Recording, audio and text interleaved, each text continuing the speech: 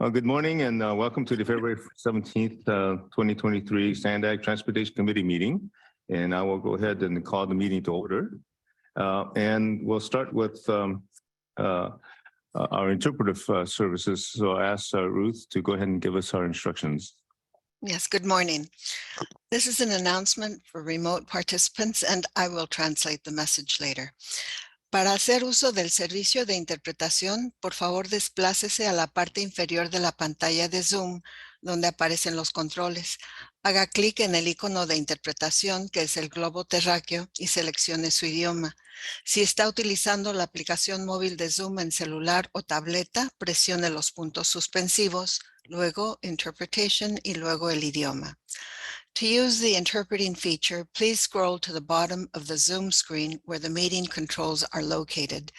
Click on the interpretation icon, the world, and select your language. If you are using the Zoom mobile app on a cell phone or tablet, please press the ellipses, then interpretation, and then choose the language. Thank you.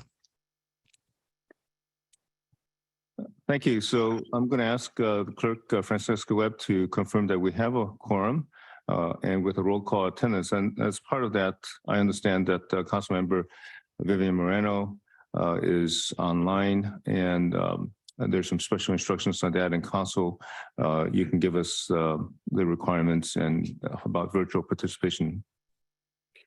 Thank you, Chair. Recent changes to the Brown Act now allow remote participation by members on a limited basis if the member meets certain criteria demonstrating just cause. The grounds for just cause include childcare or caregiving needs that require the member to participate remotely, a contagious illness, disability, and travel for official business. Members participating remotely must also declare whether any adults over the age of 18 are present in the room with them during the meeting. Members are asked to leave their cameras on while participating in discussion on any item or participating in a vote. And then finally, any votes that are taken today will be on a roll call basis. Thank you, Chair. Great, thank you. So Councilmember Moreno, can you please state for the record your just cause and basis for remote participation and disclose if there's anyone of over 18 is present this morning with you?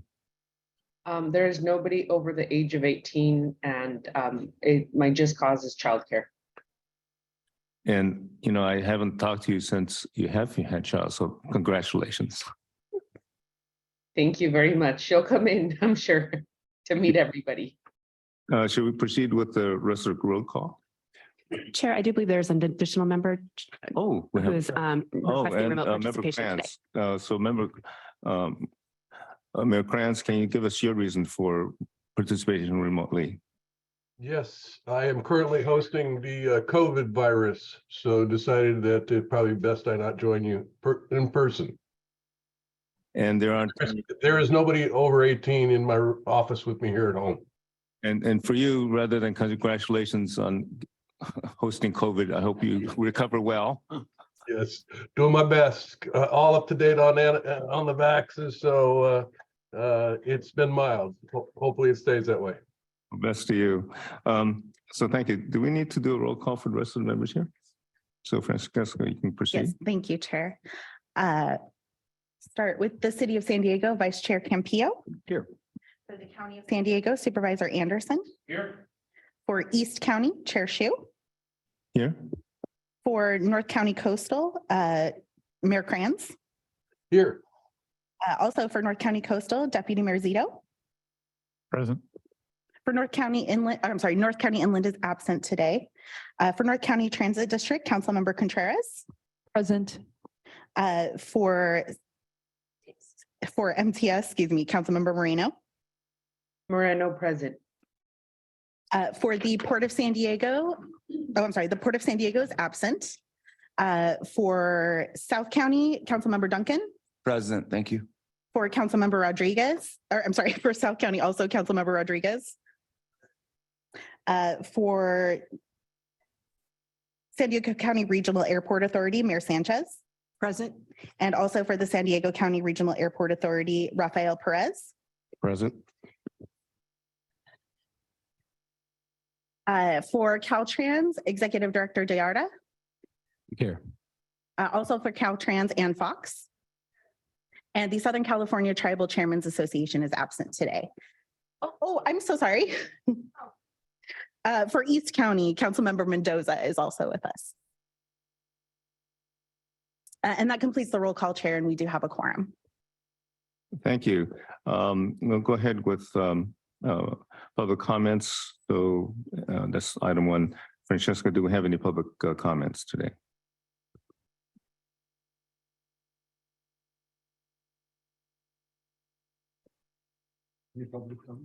Thank you. We do have one public comment. Blair Beekman, you can go ahead when you're ready. Hi, thank you. Good morning. Blair Beekman here. There was a UDC meeting yesterday, their quarterly meeting. I just thought I'd report that. I'm new to the area. I'm trying to attend more SANDAG meetings, and I'm living in San Diego City Council meetings. You had some sort of SANDAG meeting a week or so ago, executive committee meeting last week, I think, and real heavy subject matter about what to do about your auditing issues. A real good luck to yourselves in working that out. I'm understanding that if the head auditor can stay through June to really get a focus for yourselves on what you want to be doing, and that if it's okay to work with a small group of auditors through June, good luck in thinking of that process.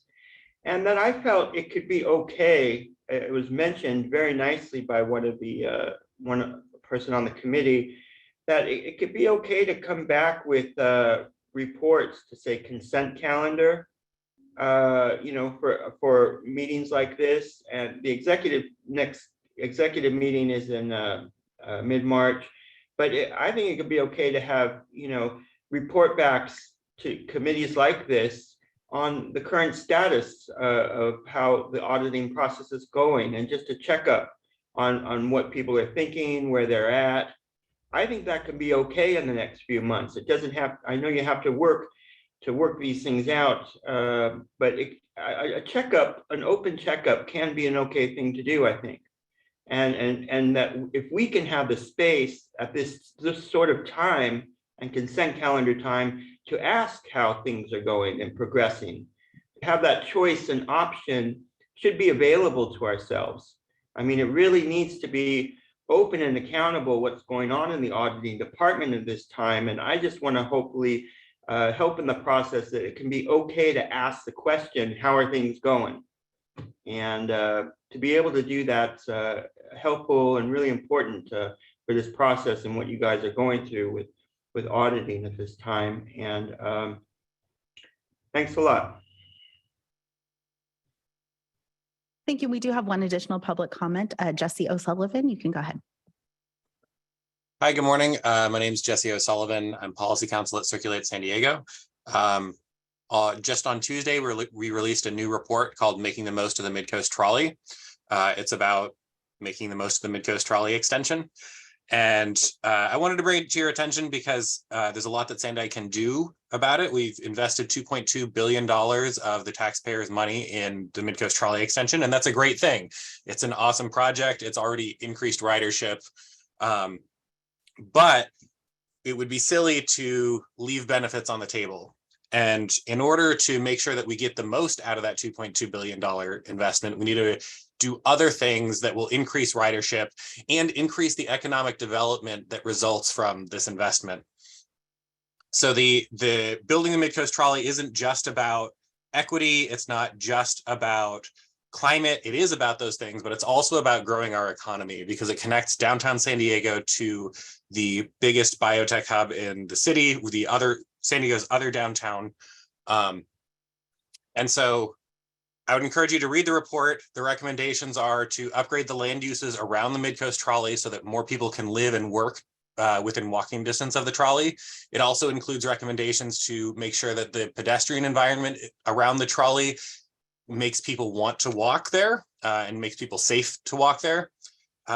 Improving bicycle infrastructure so people can bike to the trolley, and then improving feeder buses There's a lot of buses that run through the UTC area, which is great. A lot of times they're stuck in traffic. They have to wait a long time for people to board and unboard.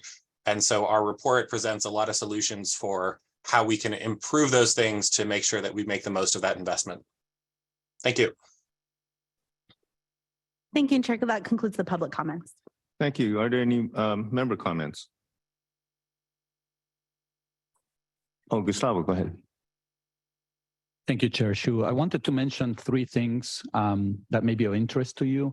The first one is that this week we started the work to fix the pavement on I-15 between State Route 78 and Deer Springs Road in the southbound direction. We're replacing the outside lane. So as a result of that, we have closed that lane to traffic. That lane will remain closed for the next 8 months. And of course, we've done extensive outreach. Our signs are indicating that as well. That work will be going on for the next 8 months. So expect some delays in the traffic coming from the Temecula area into San Diego. When we finish the work in the southbound direction, we will switch to the northbound direction, and we will be doing a similar work in the northbound direction within the same limits. The second thing that I wanted to mention is this week, the application period open for the Clean California Cycle 2 grant program for beautification of local areas. As you may recall, Cycle 1 awarded $300 million to 105 projects. Cycle 2, which just opened on February 14th, and the application period runs until April 28th, will have approximately $100 million. That is contingent on being included, on the funds being included in the budget for the next fiscal year. And applicants can be local or regional agencies, transit agencies, or tribal governments. The grants can go as high as $5 million, and the match depends. For some disadvantaged areas, the match can be waived. For other areas, it may be as much as 50%. But it's a great opportunity for locals to apply for these grants. I'm hoping that we will see many applications. In Cycle 1, we saw applications that were successful from National City, Imperial Beach, and the city of El Cajon. So I'm hoping that a lot of you will take the opportunity this second time to apply for those funds. And the third thing is that I wanted to announce is also related to Clean California, and it's related to the Cycle 1 grants. A week from tomorrow, Saturday the 25th, we will be doing the groundbreaking of the Boston Avenue beautification project that is on the west side of I-5 in Barrio Logan. That is a project, a state beautification project that we put forward in partnership with the City of San Diego, with the Environmental Health Coalition, and also with the community of Barrio Logan to create a 3.5-acre linear park along Boston Avenue on the west side of I-5. So that will be a week from tomorrow. I hope that you can join us. Some details will be posted on our social media. Thank you. Great. Thank you for that report. Hearing no other members wanted to make a comment, I have a kind of an announcement. So part of the Transportation Committee is having a working group, the Mobility Working Group. And that's a group of a lot of public works directors and other people in the business of dealing with transportation in our region. And they do a lot of the hard work for the Transportation Committee. And as part of that, one member from this committee serves as the chair. And for this last year, I want to thank Councilmember Campillo for serving as the chair and doing a great job.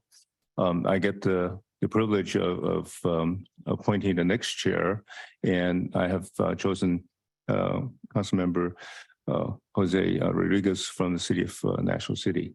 So I want to congratulate him, and he may want to make a comment or two about his new job. A lot of work. Thank you so much. Jose Rodriguez, council member for the city of National City. Thank you so much, Councilmember Shu, for this opportunity. I very much look forward to continue to push our regional transit goals in this new role. And I very much look forward to serving. Thank you. Thank you. So with that, we can move on with the agenda. And I better look at my next page. So we have the agency report, and today we have our director, Hassan. Thank you, Chair Shu, Vice Chair Campillo. Good morning, committee members. I am not Colleen Clemenson that you're used to. I'm your CEO. It's good to be with you. A few things to update you on today. And the first one is, I think there were some emails back and forth on the Youth Opportunity Pass last week.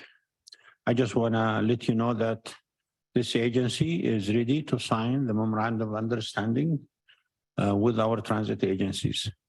And not only that, but we are extending the Youth Opportunity Pass for another year, for another 12 months. As many of you know, many of you participated in this discussion. Councilmember Moreno knows this at the Social Equity Group. When we started this, our expectation were not as high, but here's what happened. 84% increase in the Youth Opportunity Pass. Culture is created with the kids. And I heard from some of you, correctly so, from Supervisor Anderson, that look, I represent a region that doesn't have a lot of transit, and he's correct. So what we're going to do is try pilots and concepts to have the smart shuttles we're talking about.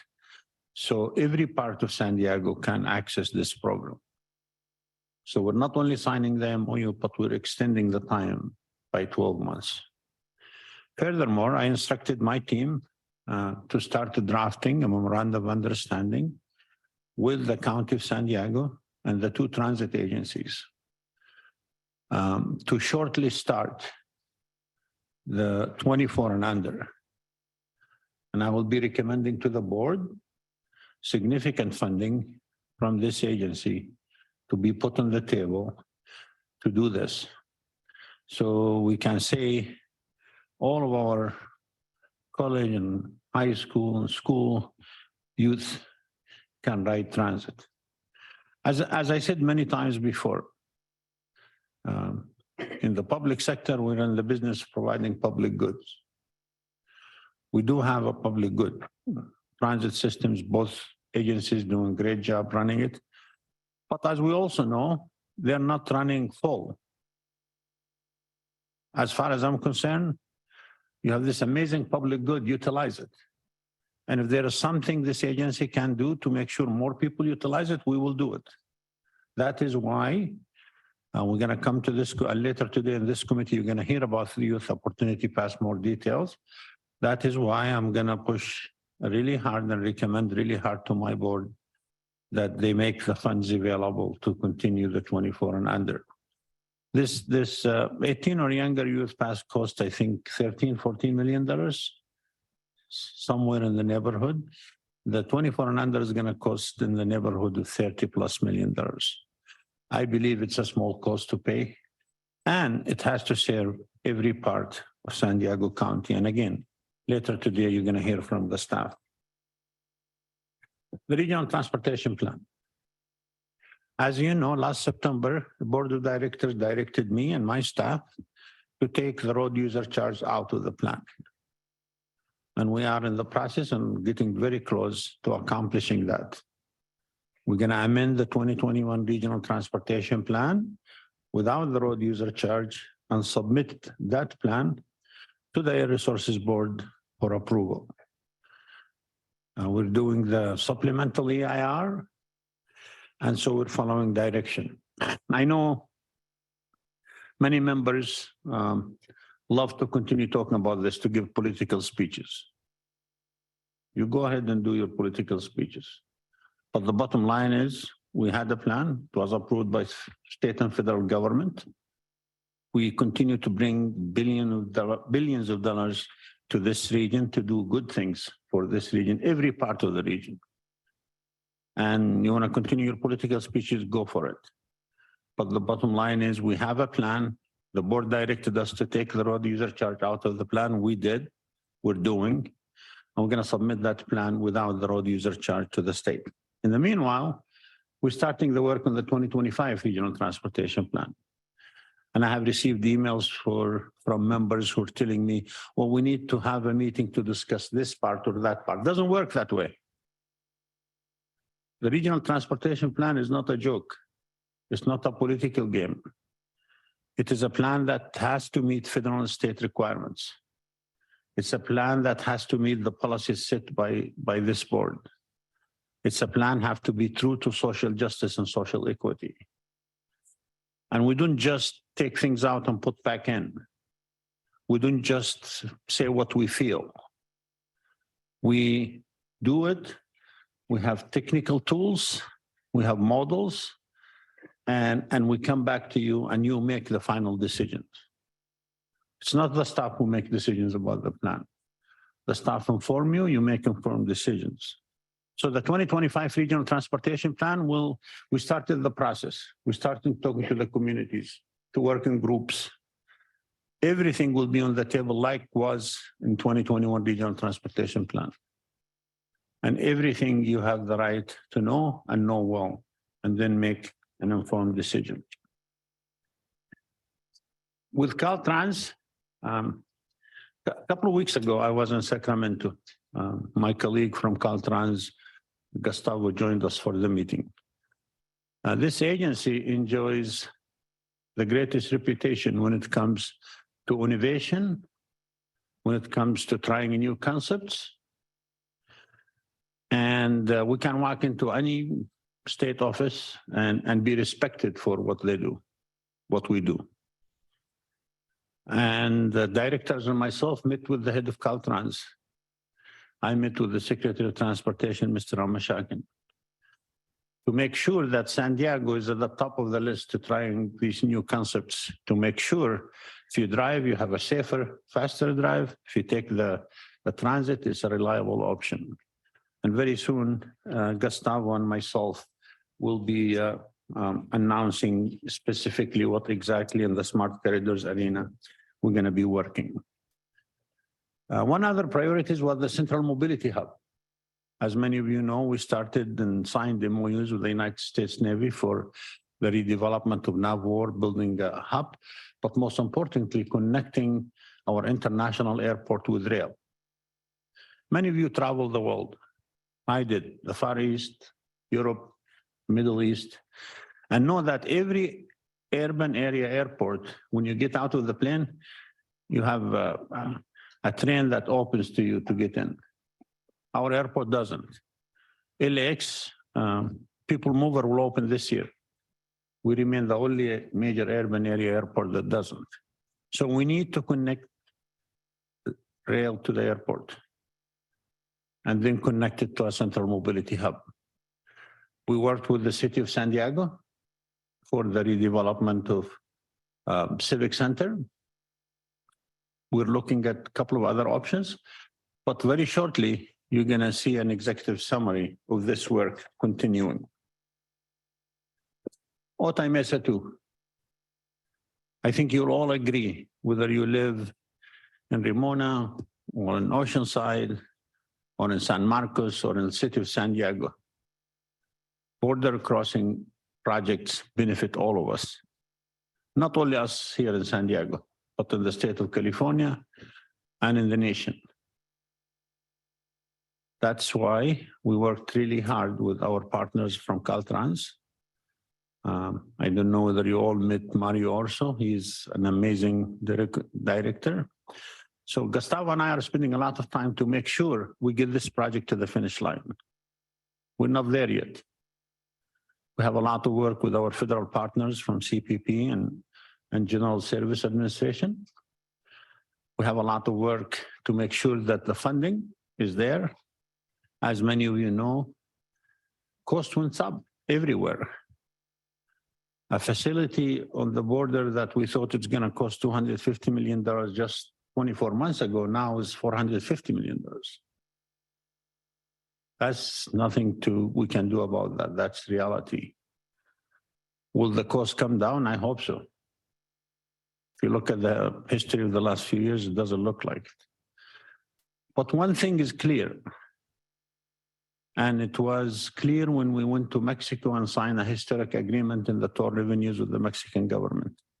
One thing is very clear, that this project, when delivered, is going to benefit all of us in this region, benefit the state of California, and benefit the country. We have a champion from the state, the Lieutenant Governor, Elena Konalakis, the Secretary of Mashakans, the Secretary of Transportation, Mr. Buttigieg, who awarded us $150 million for that project, came here to San Diego and went to the border. The only remaining things for this project now is to get an agreement from CPP and General Service Administration and to get the funding needed to put this project to the finish line. That's why in the next few months, we'll be going to our board of directors to ask for some authorities to do the financial plan. Here's my hope. And in this world, you hope and you work toward achieving those dreams. My hope is this, my board, which most of the time doesn't agree on anything, but my board will look at this project and say, this is a project that's important for the whole region. We already invested $2 billion. We have a partnership with Caltrans that's unmatched anywhere in the state, District 11, and you see the director sitting here with you. We're one team trying to deliver an amazing project to this region, and I hope the board will see it the same way. Then a few months ago, we worked really hard, and thanks to President Pro Tem Atkins, we received $300 million to move the track off the bluff in Del Mar. That's important too. Last December, the CTC, the California Transportation Commission, allocated the first $152 million toward that effort. We're starting the work. This is real business now. We want this corridor to go from an average of 60 miles per hour to 110 miles per hour. We want that trips from San Diego to Union Station in LA that takes almost 4 hours to take 2 hours. And that's doable. So this agency, our teams are beginning the environmental and design. As you know, Secretary Buttigieg came from Washington, took that train ride. Some of you were there. He saw firsthand how important moving the track of the bluff, straightening the Miramar curve, replacing the old bridges, double tracking the corridor. It's very important. Unfortunately, right now, there is no service between Oceanside and Irvine. There's weekend service for Amtrak, but nothing else. Why? Because the slope in Orange County and Sacramento is moved. We need to fix that corridor. So when you look at the agency's priority, it is the smart corridors that we're looking out in the North County inland. It is the Del Mar Bluff in the North County coastal. It is the Otay Mesa 2. And finally, we are going to start what I call the first subway line in San Diego planning and environmental clearance. We call the Purple Line, the People Line, Mid-Coast 2, call it what you want, but it is a line that's going to connect people with their jobs, with their opportunities. This is going to be a hard work. It took 25 years of planning and clearance for the Mid-Coast and 3.5 years of construction. Let us hope that it doesn't take 25 years to clear this project. Let's hope that this project will be ready for San Diegans by the end of this decade. It's doable. This agency have the know-how to deliver this project. So these are the agency's priorities that I am honored to work with an amazing 400 people here that work hard day in and day out. And regardless of what my board of directors does and how they debate things and whether they walk out of meetings, we're going to stay focused in the issue at hand to deliver for San Diegans.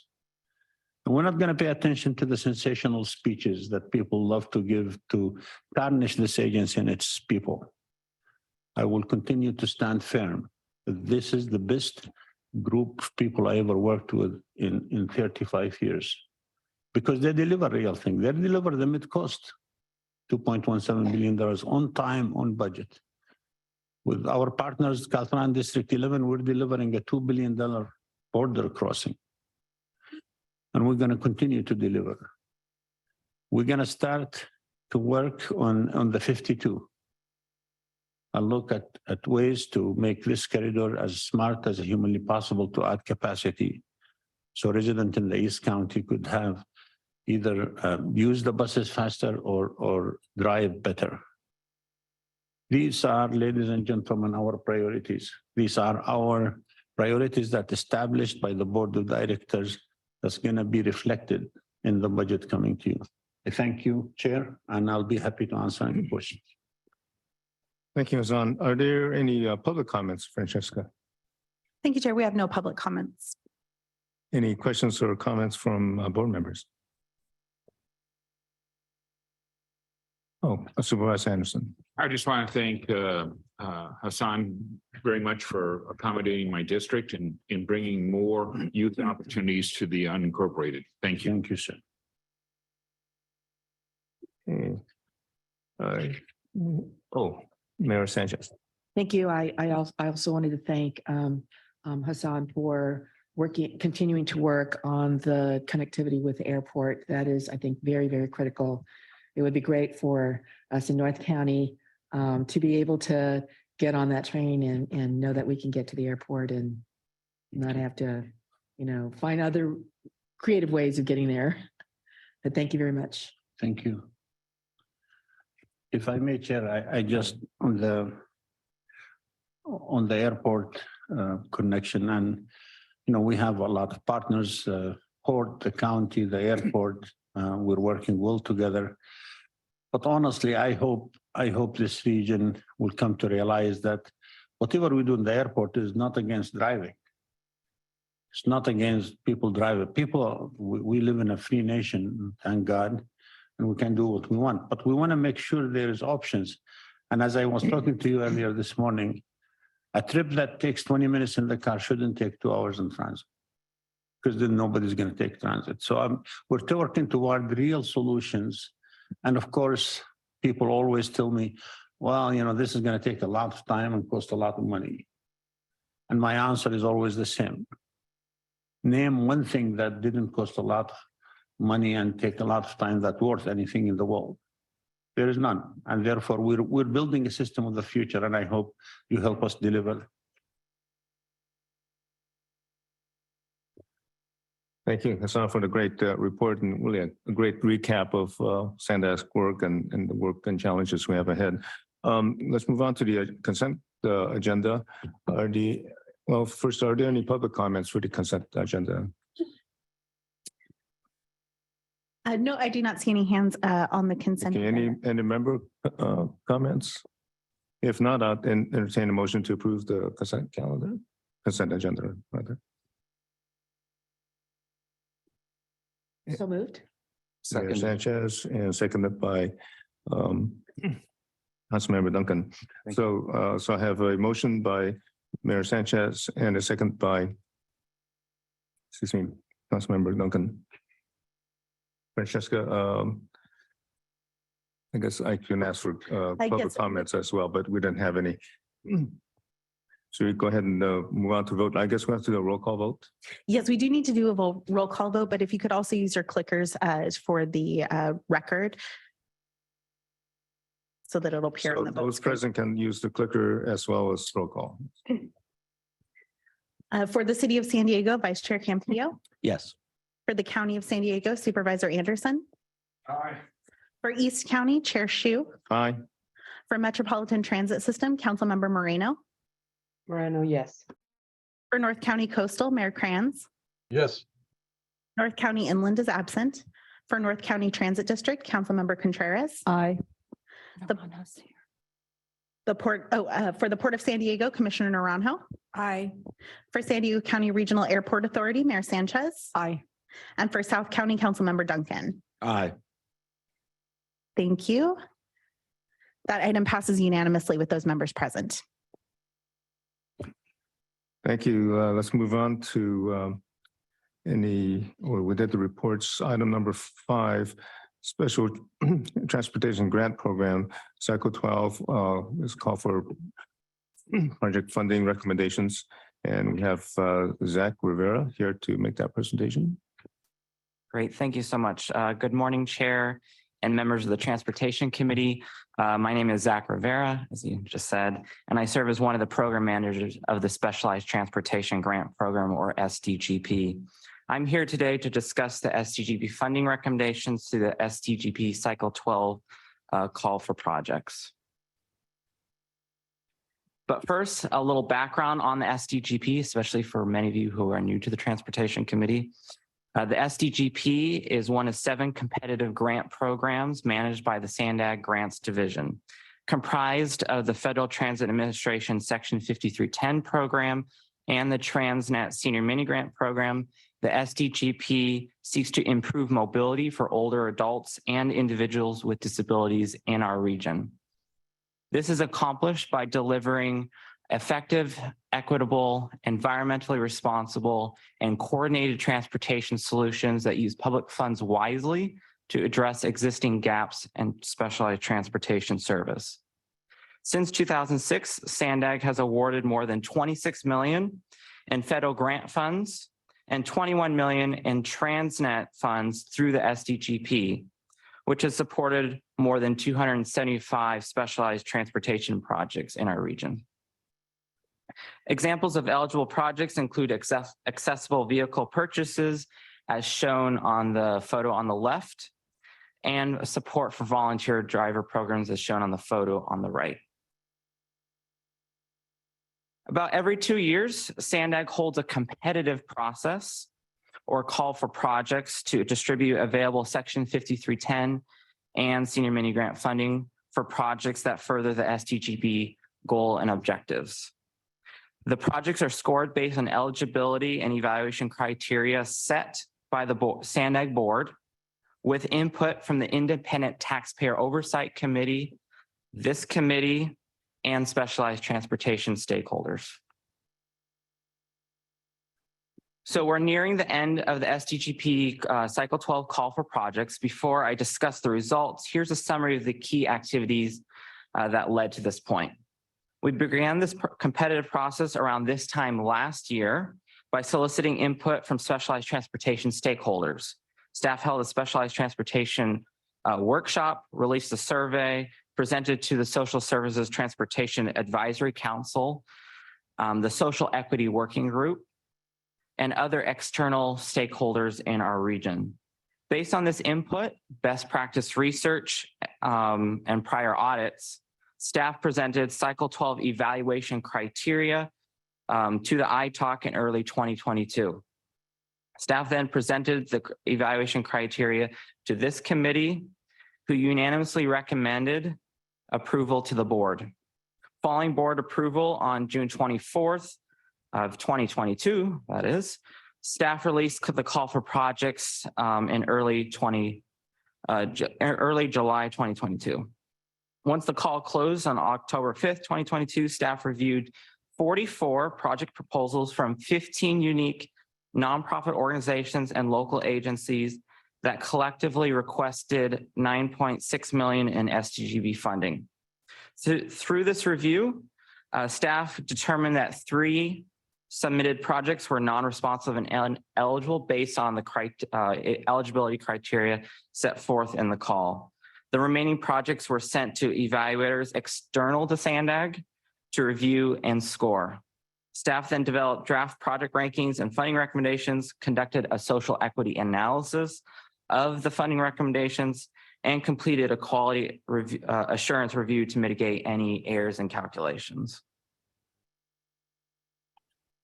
The Section 5310 and Senior Mini Grant funding recommendations for the STGP Cycle 12 call for projects are shown in attachments 2 and 3, respectively, in the staff report. And for a page reference, that's page 22 and 24 of your agenda packet. As a result of the process, 34 projects recommended for full funding and 2 projects are recommended for partial funding out of the 44 eligible projects requesting STGP funding.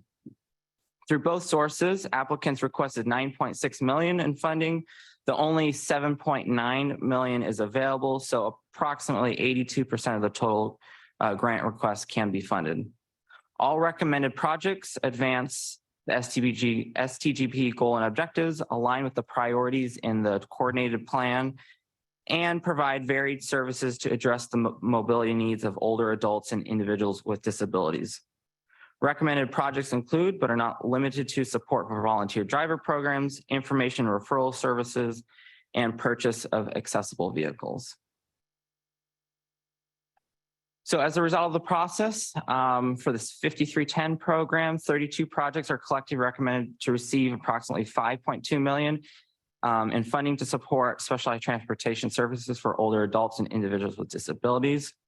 The recommended projects also show broad geographic coverage. On this map, the green shaded areas represent service areas of projects recommended for funding. The darker the shade of the green, the higher the number of projects serving that area. Additionally, red dots represent the number of low-income households, where 1 dot equals 100 low-income households. Blue dots represent the region's people of color population, where 1 dot represents 300 people. As mentioned earlier and shown in attachment 4 of your agenda package, a social equity analysis was conducted of the funding recommendations. The analysis found that the funding recommendations for both the Section 5310 and senior mini grant programs would cause neither potential disparate impacts for people of color nor potential disproportionate burdens for low-income populations. For the senior mini grant program, 4 projects are collectively recommended to receive approximately 2.75 million in available senior mini grant funding to support specialized transportation services, specifically for older adults. The recommended senior mini grant projects also show broad geographic coverage, as shown as on this map and indicated in attachment 4 of the staff report. So in terms of next steps, for this, the funding recommendations would be brought to the SANDAG board for its approval on February 24th. Pending board approval in the April to May timeframe, the awarded projects would be incorporated into the Regional Transportation Improvement Program, or RTIP. In late spring, staff would apply to the Federal Transit Administration for Section 5310 apportioned funds and hold a webinar for successful applicants. In the May to June timeframe, staff would work with awarded applicants to prepare and finalize grant agreements so that by July 1st, awarded senior mini grant projects can start, and by October 1st, awarded Section 5310 projects could start. And then finally, accessible vehicles purchased through the 5310 program are likely to be delivered to grantees in summer of 2024. So to recap, today the Transportation Committee is asked to recommend that the Board of Directors approve the funding recommendations for the STGP Cycle 12 call for projects as detailed in the staff report. And that concludes my presentation, and I welcome any comments or questions you may have. Thank you, Zach. So Francesca, do we have any public comments? We do, Chair. First in the room, we have Arun Prem. If you'd like to step up to the podium, you'll go first. And then on Zoom, we have Blair Beekman will be next.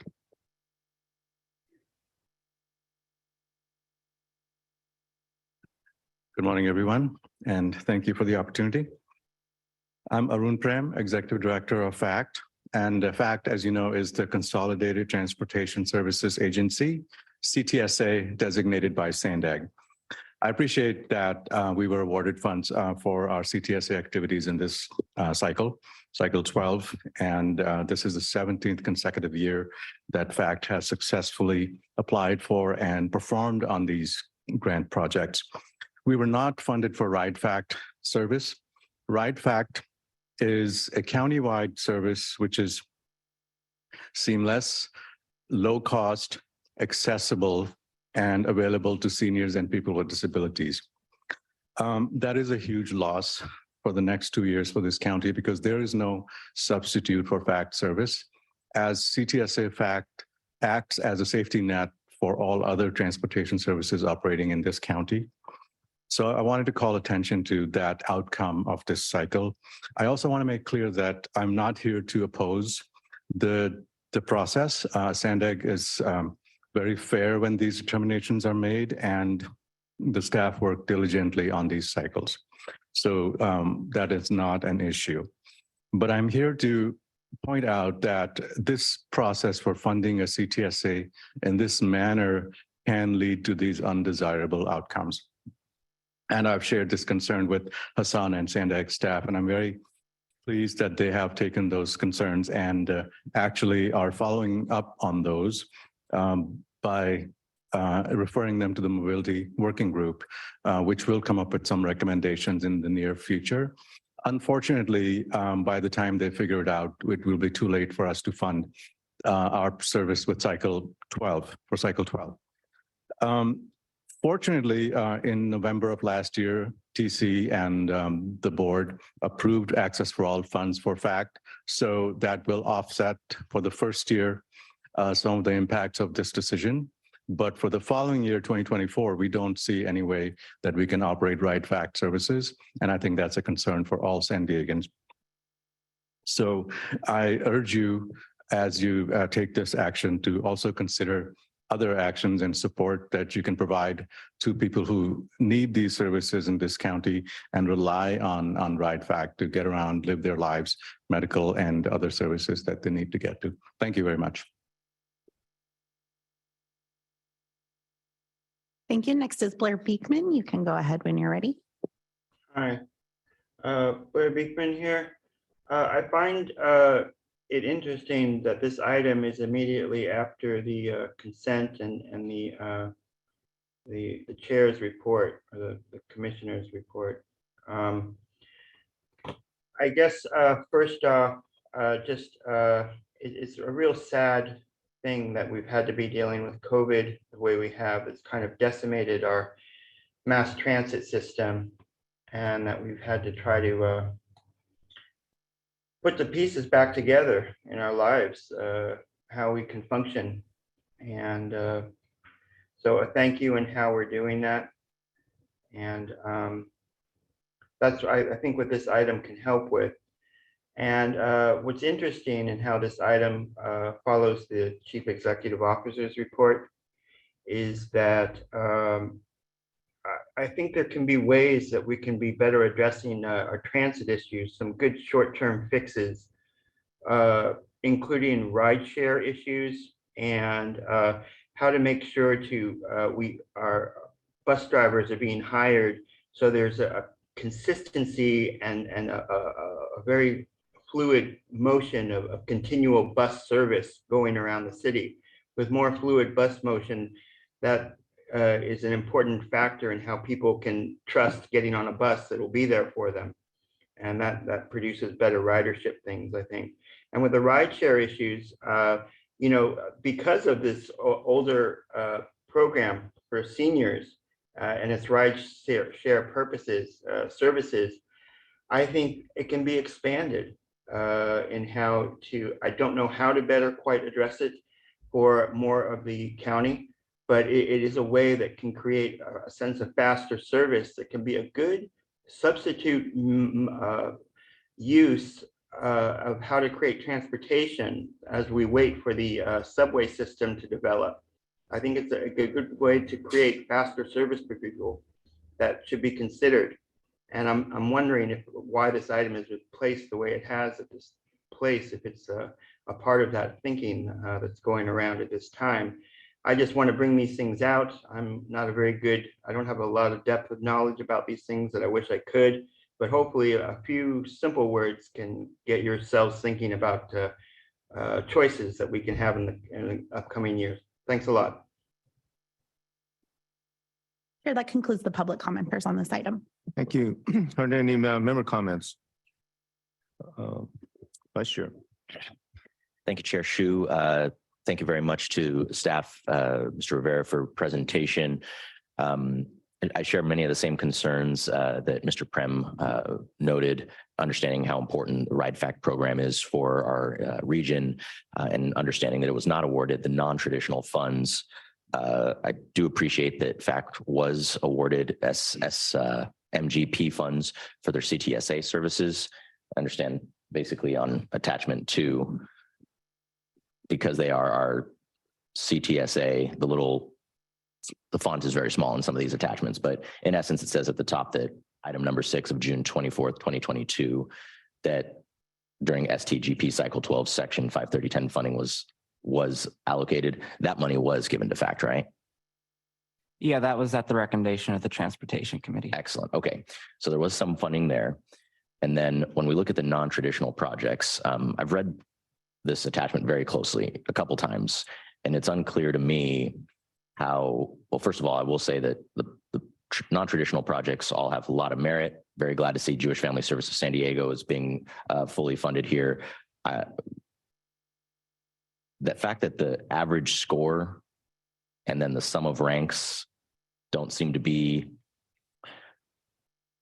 a linear relationship between that, and that the sum of ranks ultimately ends up in the final rank. And I read the fine print here that shows that you're trying to make it a more objective process. But can you explain how many different scorers there are and how their average score could be lower and yet their rank could be higher? Sure. So that has to do with the number of evaluators that we have. That also has to do with the number of projects. And it just so happens for that attachment that you're referring to, MTS had 7 Class B vehicles, and they all received the same score. So what happened in that circumstance is the rankings were the same. And so if, for example, MTS had submitted 1 vehicle, then it would have adjusted the final rank. So it had to do with the number of projects submitted, the number of evaluators that we had. Okay, so how many total evaluators were there? For the Section 5310 program, there were 5 evaluators, and for the Senior Mini Grant program, there were 4.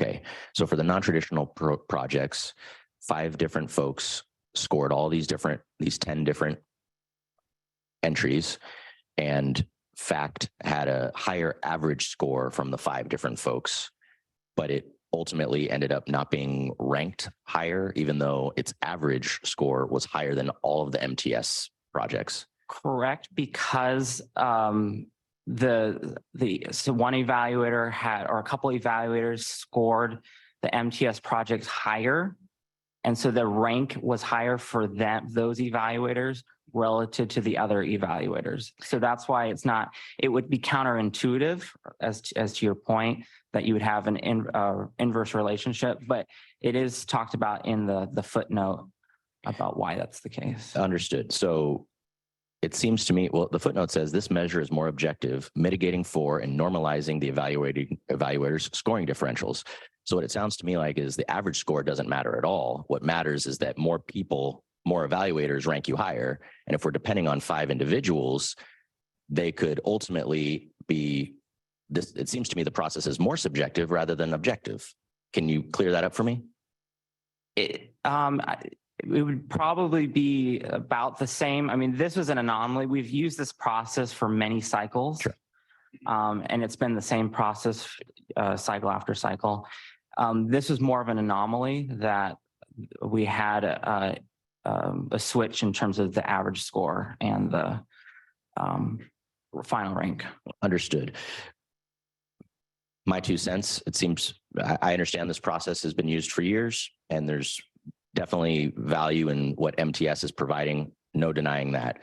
It seems to me that the whole point of having average score across multiple evaluators, looking at the average score is what makes it objective and mitigates against the evaluator scoring differentials. That's the point of averaging. So I'm concerned that this process, unfortunately, has worked to the detriment of the RIDE FACT program while trying to be fair. This is the peculiarity that you just pointed out, it seems, that has led to this one project not ranking high enough. I'd also ask, why is it that 8 of the projects, 7 MTS projects got full funding, then the JFS got full funding? JFS had the highest average score and yet ranked lower than all of the MTS ones, another peculiarity. And then Travelers Aid Society of San Diego, which runs a great program, also had higher than MTS on average score and ranked below them and got partial funding. Where does the full funding ultimately end? Or what's the decision making between why certain projects here get full funding, and then once you've maxed out those ones, now you go to partial funding, and if there's nothing left over, someone gets left out? Where does that happen?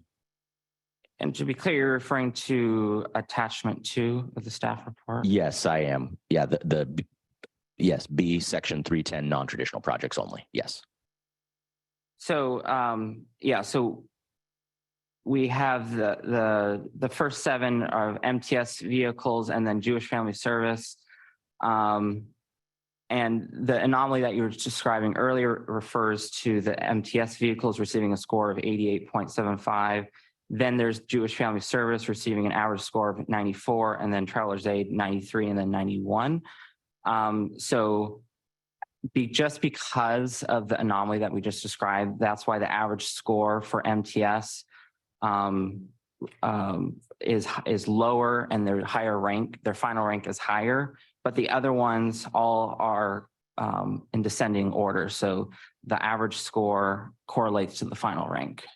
Understood. What I'm getting at is, do you decide, there's 10 items, 8 got fully funded, 1 got partial, and then there was no money left over for ride fact. So what is the determination as to why something gets full funded up to a certain point, and then ultimately is it basically wherever you fall in the ladder, we're going to max out, and when you can't max out, the next project gets what's left over, and then whoever's below that gets nothing? That's exactly it. Yeah. Okay. Understood. Okay.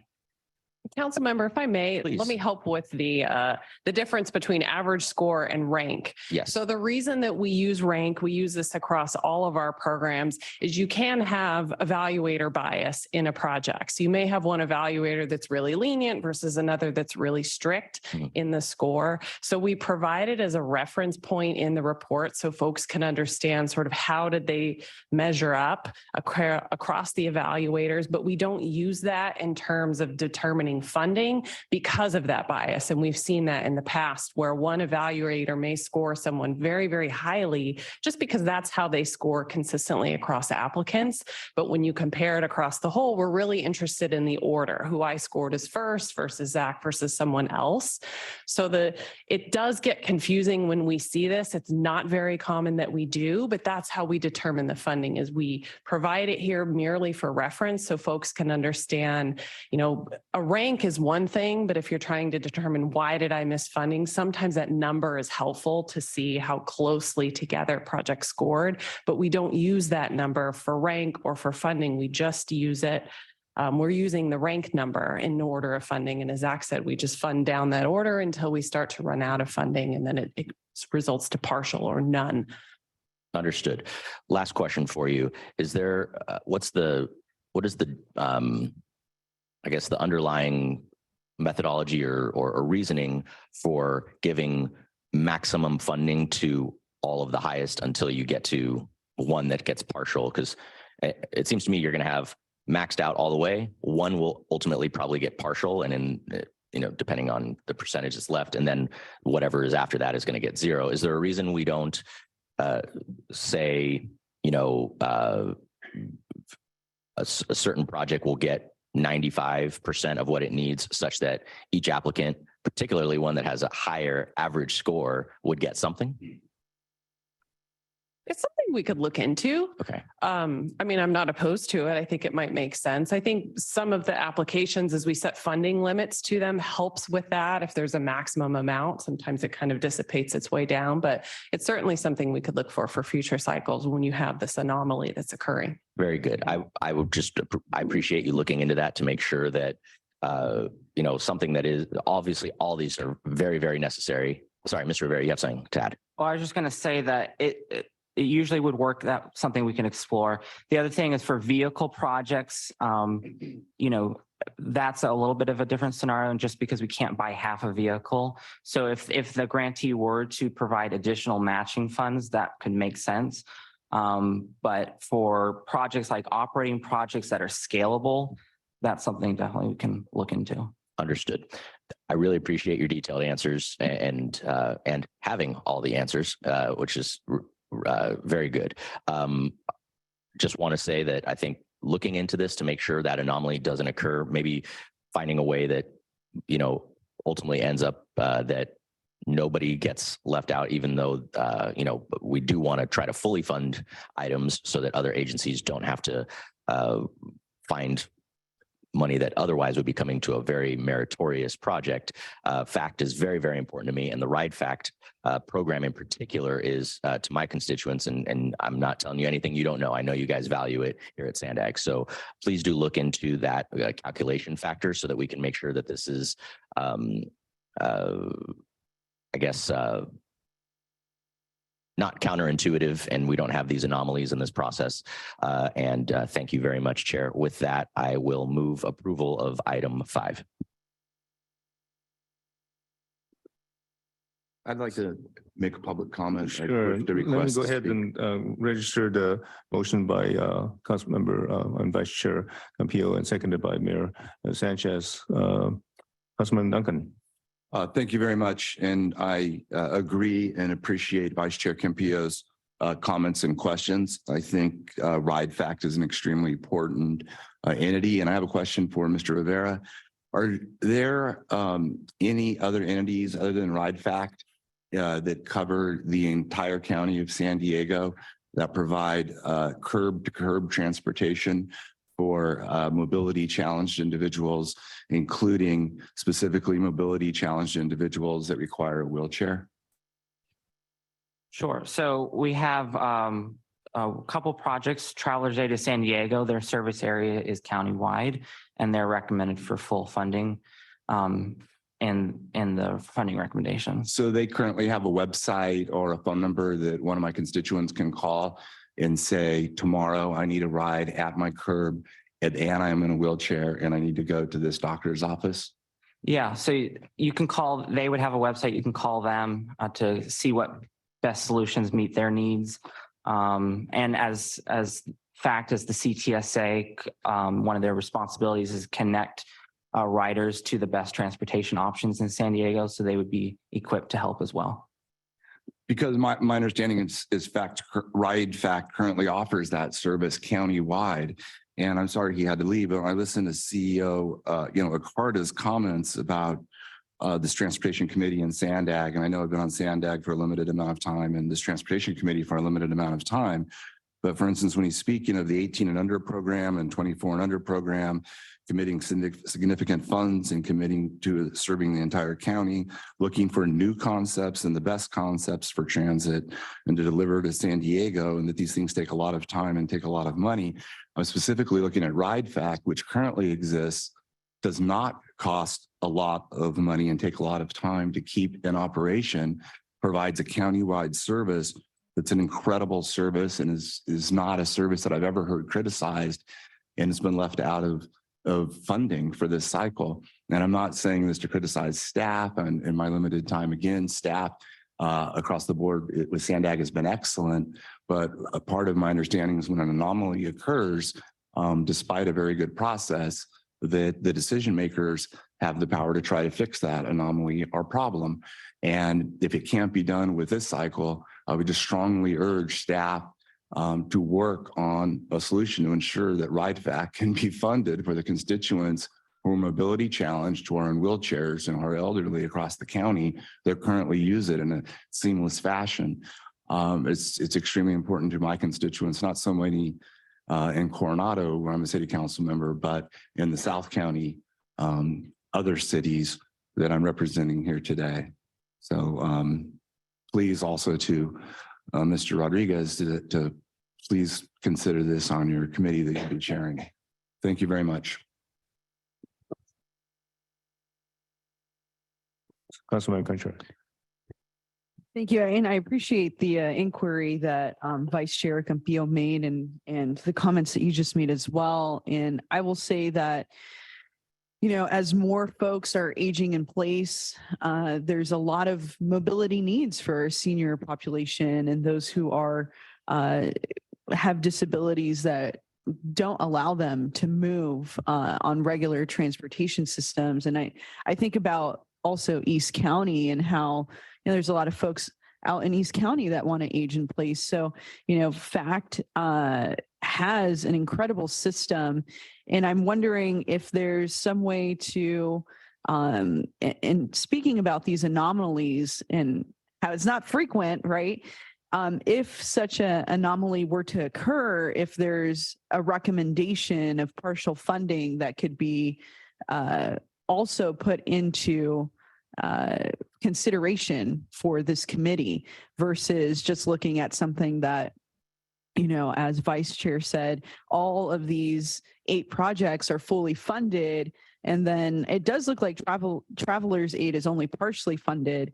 And then that leaves FACT with 0 funding. So in the case an anomaly occurs, which shouldn't be something that's frequent, right? Hence the name, maybe we could bake into this whole situation that a substitute recommendation be made that we can see as board members, where maybe it is 95% funding for some of these other folks, so that way at least all of the projects that are deemed worthy by this average score get a little bit of funding. So I don't know what process needs to happen to amend that, but it would be great to have 2 different considerations when such an anomaly comes forward. Thank you. Mr. Zito. Thank you, Chair. Yeah, I started out by saying that I know that there's no such thing as a perfect process, and I understand the logic that is used behind the averages versus the rank. But I mean, I guess the question I have there is there still not a risk by solely relying on a rank? Is there a protection, for example, if 4 evaluators rank a particular item as first and the 5th ranks it as last? That can clearly screw up even a ranking-based system. And do we have protections for that type of anomaly occurring as well? Yeah, and I can kind of address that. So one of the things that we do when we review scores is we look for anomalies on the individual criteria. So look for huge swings. If someone's really high versus the rest of the group is low, we dig into that and say, well, is there a reason for it? Is this just an evaluator bias, or is there really something maybe they haven't seen that the other evaluators have? So we do look for that so that you hopefully don't end up with these huge swings in them. That's the best thing I can offer. But yeah, no system's perfect. It's something we continually look for. Is there another better way to do them? It's very difficult, but we're trying. Yeah, appreciate it. And yeah, I concur with all the other comments being made. I think this is unfortunate and it's a very important program. And I like the idea and concept of potentially maybe evaluating a system where if you're above a particular score, you could qualify for partial funding and as opposed to just fully funding everything. Seems like a great idea that's been thrown out and would certainly support that. Thanks. Any other comments from board members? Just make a quick comment. I do concur with many of the comments already made by Mayor Krantz, maybe? Oh, I'm sorry. I see his hand up, but I don't have it on my screen. But anyway, Mayor Krantz, you have a comment.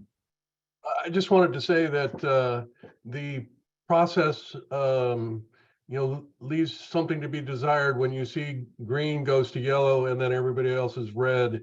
And as a former FACT board member, I recognize that the work that they're doing is really important. And so it's a little disappointing to see them receive no funding for the important work that they are doing. I'm interested in knowing what causes us to make a decision on this without perhaps reevaluating some of these awards. Yeah, there've been the idea of a new system for next time, but what about this time? Can we back up and say, wait, there needs to be a better way to do this that doesn't leave an agency like FACT with nothing on these. that's a question for staff. Is there any recourse at this current point? Chair, if I may, perhaps I might be able to answer that. The criteria and the procedures for this round of the grant applications were set by the TC and approved by the board. So there are a few options in front of the TC today. It could opt to just not recommend to the board the final proposed grant awards. It could request that the board not award this cycle and essentially restart the cycle utilizing different criteria and procedures for award as well. So we have no discretion at this point to make any adjustments to this? Not without, again, because the grants were considered under the procedures that were established and utilizing the evaluation criteria that were established and approved by the board. TC makes a recommendation to the board on those criteria and procedures. So at this point, it would be the option of the TC to not recommend the award and ask that the board reconsider this call for projects with different criteria and evaluation procedures. And then the final arbiter on this, the decision will be with the board with the TC's recommendation of one thing or another. That's correct, yes. Okay, thank you. But with that, if with the current timeline, Zach, that you put out on your presentation, if there was a delay, what does that do to the timeline since this is all headed for funding down the line? Yeah, so if there were a delay, it depends on the length of the delay. But if it were, say, 3 months, that would impact the programming of the projects into the Regional Transportation Improvement Program, at which point projects likely would not start in July for the Senior Mini Grant Program and maybe not October for the Section 5310 program, in which case a lot of our grantees are continuous projects, and they might have discontinuous service if that were to happen. Correct. So what I hear from you is it would endanger much of the program if we delay it much at all, as well as I imagine each of these organizations need to plan ahead knowing what's coming down the line. Exactly. Any other comments from board members? Oh, just Councilman Duncan, go ahead. Just a brief comment. So it's unfortunate that the way the process is working, as you just described, is that the Transportation Committee, in essence, has no choice but to approve it. And when you're a decision maker and you're just given one choice, you're really not much of a decision maker. You're just like, here's this thing, we have to do it, otherwise bad things will happen. But there is something that I think a bad thing that is happening, which is that RIDE-FACT potentially can't function, which is one of the best programs I've ever reviewed. And I would think maybe there's a way to redo this process where it comes to us early enough that if there's something we want to recommend be looked at or resolved, that there's actually time to do it. Because if the choice for us today is no choice, other than we potentially sync multiple organizations' activities, then we really don't have any choice, which kind of makes our vote irrelevant and our decision, a no choice decision. We're kind of boxed into it, what I think is a bad place. And I would like to not be boxed into that in the future. Well, and if I can address RIDE-FACT in particular, I know as FACT mentioned in their speaking points, they received award for the Access for All. It's a brand new grant program back in November. That service has not started yet, but with that comes a funding of $2.5 million. That will be brand new service to this region for on-demand transportation. It's very similar to what the STGP program does. The difference is it's on demand versus this is pre-scheduled. So we have been talking with FACT about getting that service in place as soon as they can. We've been working with them to figure out, what do they need to stand up a new program? How much funding do they need on the front end to secure things? We're hoping to get that service started sometime in March. So I believe based on our discussions with them, that will help significantly with them not receiving funding through here, that they will be able to shift some of those passengers over to the system sort of seamlessly. It's just a difference on our side about which, pot of funding is able to carry that. That funding doesn't have a termination date per se, so it's really how far they can stretch that 2.5 million. So I don't think, based on how these funding recommendations have turned out, you're going to see an impact to service in particular. I mean, Arun would have to correct me if I'm wrong, but we do think that will carry them at least for a year in service. We are going to have another cycle of that funding coming out here in the next couple of months. Today, we know we have 1.4 million to give out. We're also waiting on the state to release the next amount of funding that we're going to add to that. We're hoping that it ends up sort of comparable to this first round.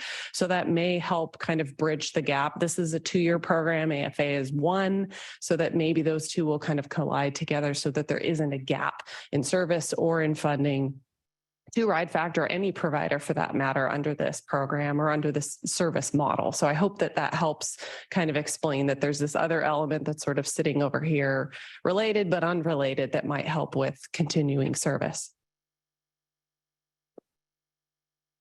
Any other comments? Yes, Chair.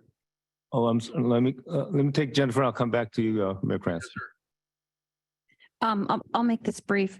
You know, a couple of years ago, it was Elder Help that was cut out of the program, and they came in and spoke. Another excellent program that I've actually volunteered with in the past. So I just want to say I really appreciate Councilmember Campillo doing all his research on this and bringing this up, because this isn't the first time that we've talked about this. And I would fully support, even though I'm an alternate on the committee now, but I would support making some changes. I think we should consider making some changes in the way we evaluate funding through this program, or at least think, give it some thought. Thank you. Mayor Krantz. I just wanted to say that the information that we just received from the staff member about the other grant and how that played a role, perhaps, I don't know, was it related in the scoring? I just am a little surprised to hear that there's this external consideration that FACT's not going to stop doing their very important work, but it isn't reflected necessarily in the information that we've received today. So that was good to hear. And I know Arun is advocating on behalf of his constituency, which is people who desperately need the services that he provides. But in the meantime, it doesn't, it makes this process that we're going through a little more challenging. Thank you.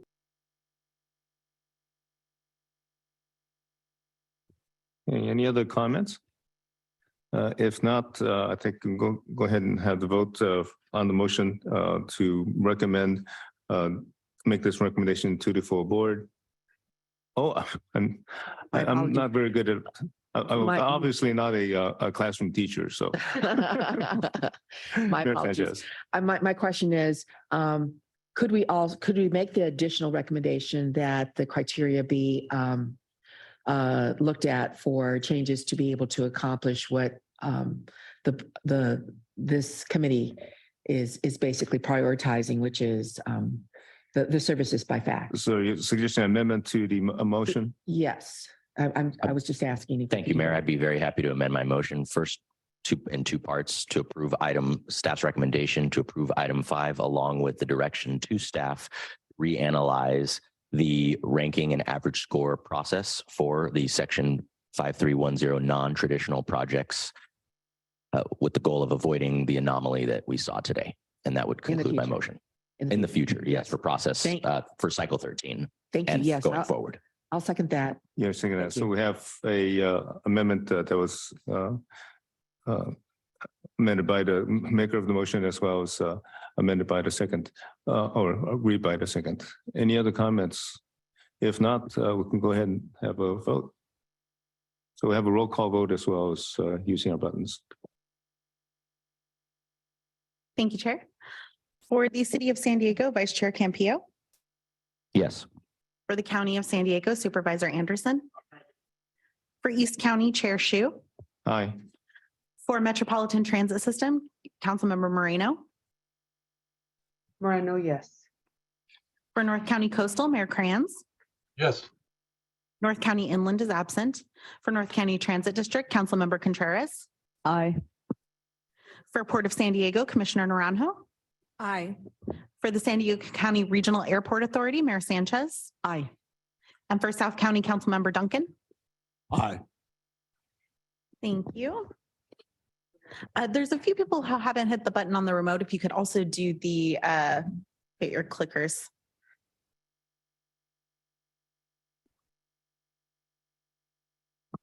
Thank you. And that motion passes unanimously with those members present.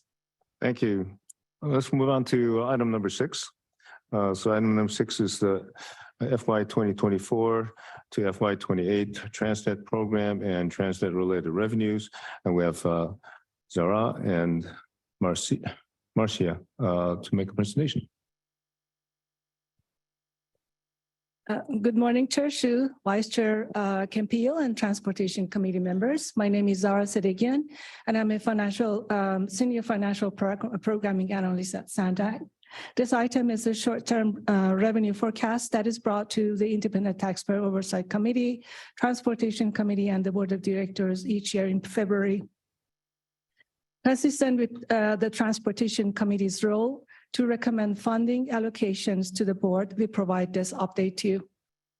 This is important because your action allows our partner agencies to plan for capital projects and to determine operating subsidies for FY 2024 through FY 2028.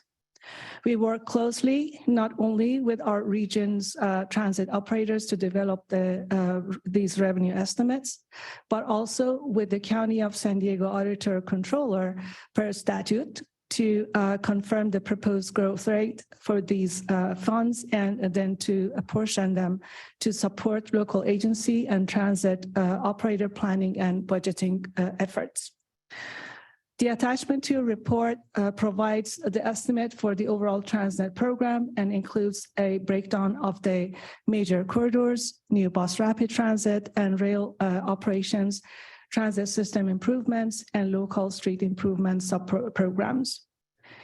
The assumptions for the forecast were reviewed in a peer review process meeting, including external experts, and the panel concluded that the methodology is valid and the forecast is reasonable. In addition, the current forecast went through our QA/QC process. Marcia Smith, Sandag's Associate Economic Research Analyst, is here to answer specific questions regarding the forecasting process and methodology. For FY 2024, the growth is forecast at 1% over anticipated revenues for FY 2023. The forecast is intended to be conservative, given economic uncertainty and desire to exercise caution with revenue projections. Some related items subsequent to this estimate that you and the board will see in the upcoming months include the Transit Agency Capital Program budget, Sandag's draft and final proposed budgets, and local agency capital improvement program updates as reflected in Regional Transportation Program Improvement Program or RTIP amendments. The Transportation Committee is asked to recommend that the Board of Directors approve the FY 2024 to FY 2028 estimates and apportionments for Transportation Development Act, Federal Transit Administration, and Transnet funds. Upon board approval, the estimates will be released to transit and local agency for planning and programming use. That concludes the report, and Marcia and I are here to answer any question that you might have about the estimates and the methodology. Thank you. Do we have any public comments on this item? Thank you, Chair. We do have 2 public comments. First will be Charlie and then Blair Beekman. Charlie, you can go ahead when you're ready.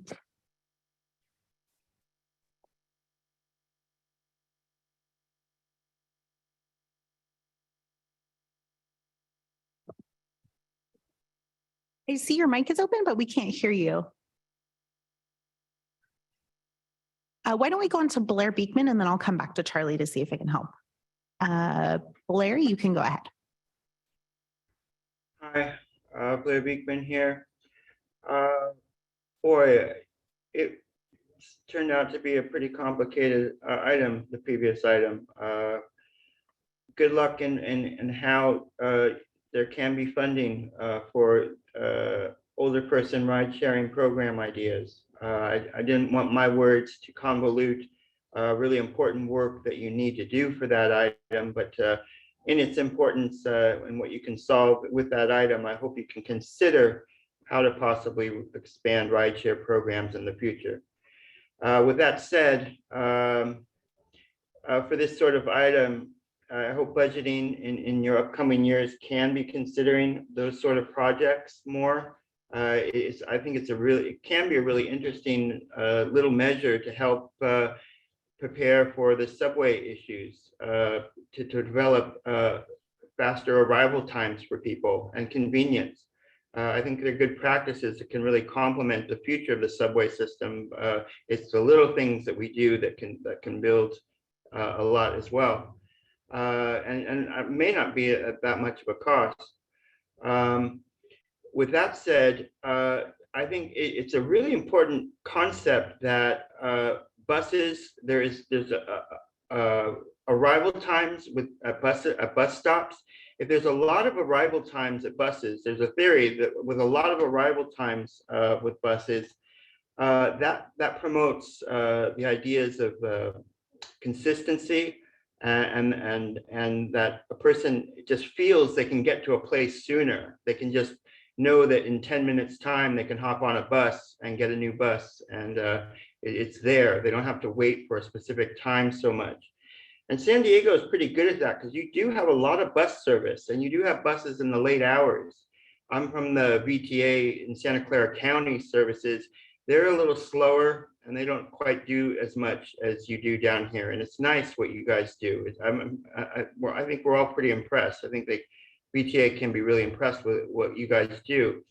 But it's with that you're having trouble hiring drivers like on, say, weekends and stuff, and continuing to so they can keep up the routes and keep up the schedules.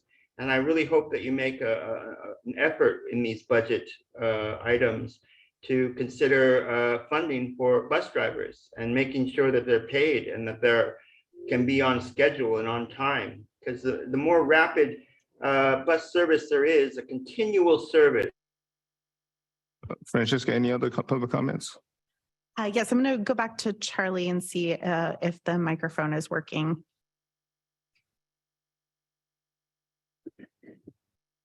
Charlie, unfortunately, we still can't hear you.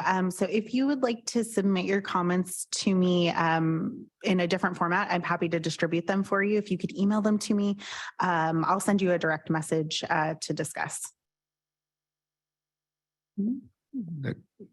That concludes the commenters. Thank you. So do we have any comments from board members and questions? Contreras. Yes, thank you. You know, I have a question regarding the Transportation Development Act, the TDA. I know that there's a lot of efforts to reform it. I'm just curious if, I don't know if you have the answer to this, maybe in ballpark figure dollars, but if there was to be the type of reform that is being sought for TDA, seeing as how it's not really 100% in line with the state of California wants to do to increase freedom of choice and have people be able to not be forced to use their cars because we have more transit that really works for folks.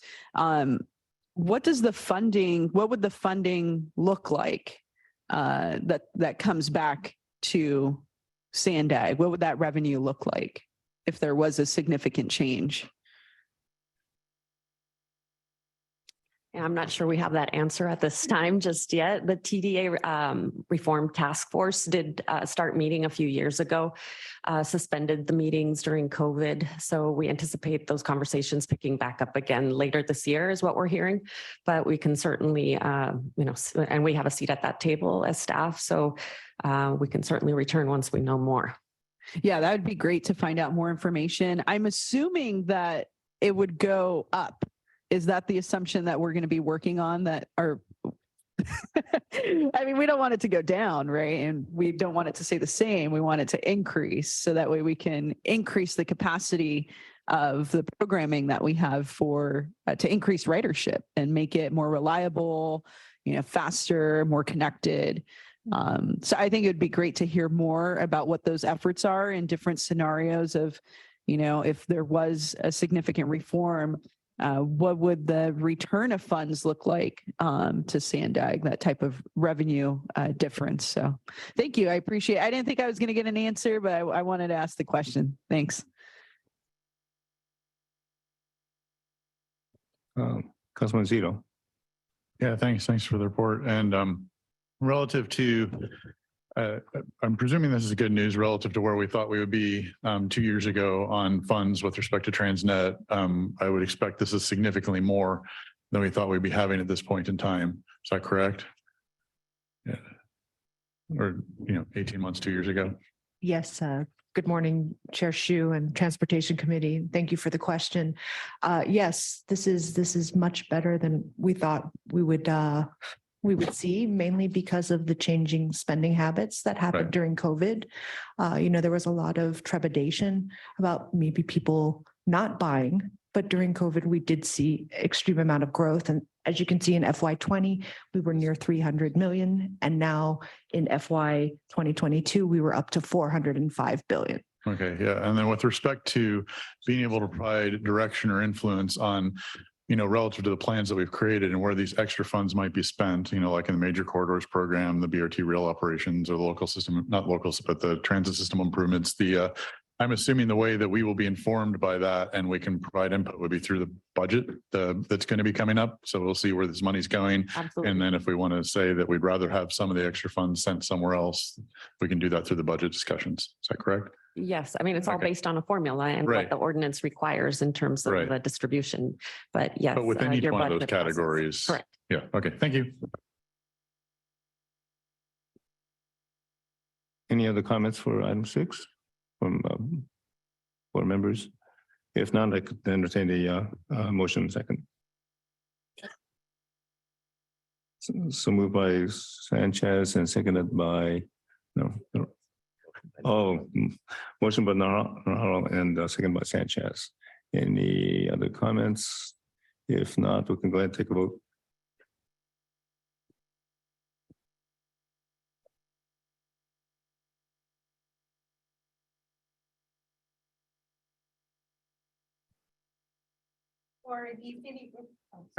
For the San Diego County Regional Airport Authority, Mayor Sanchez. For the City of San Diego, Vice Chair Campillo. Yes. For the County of San Diego, Supervisor Anderson. For East County, Chair Shu. Aye.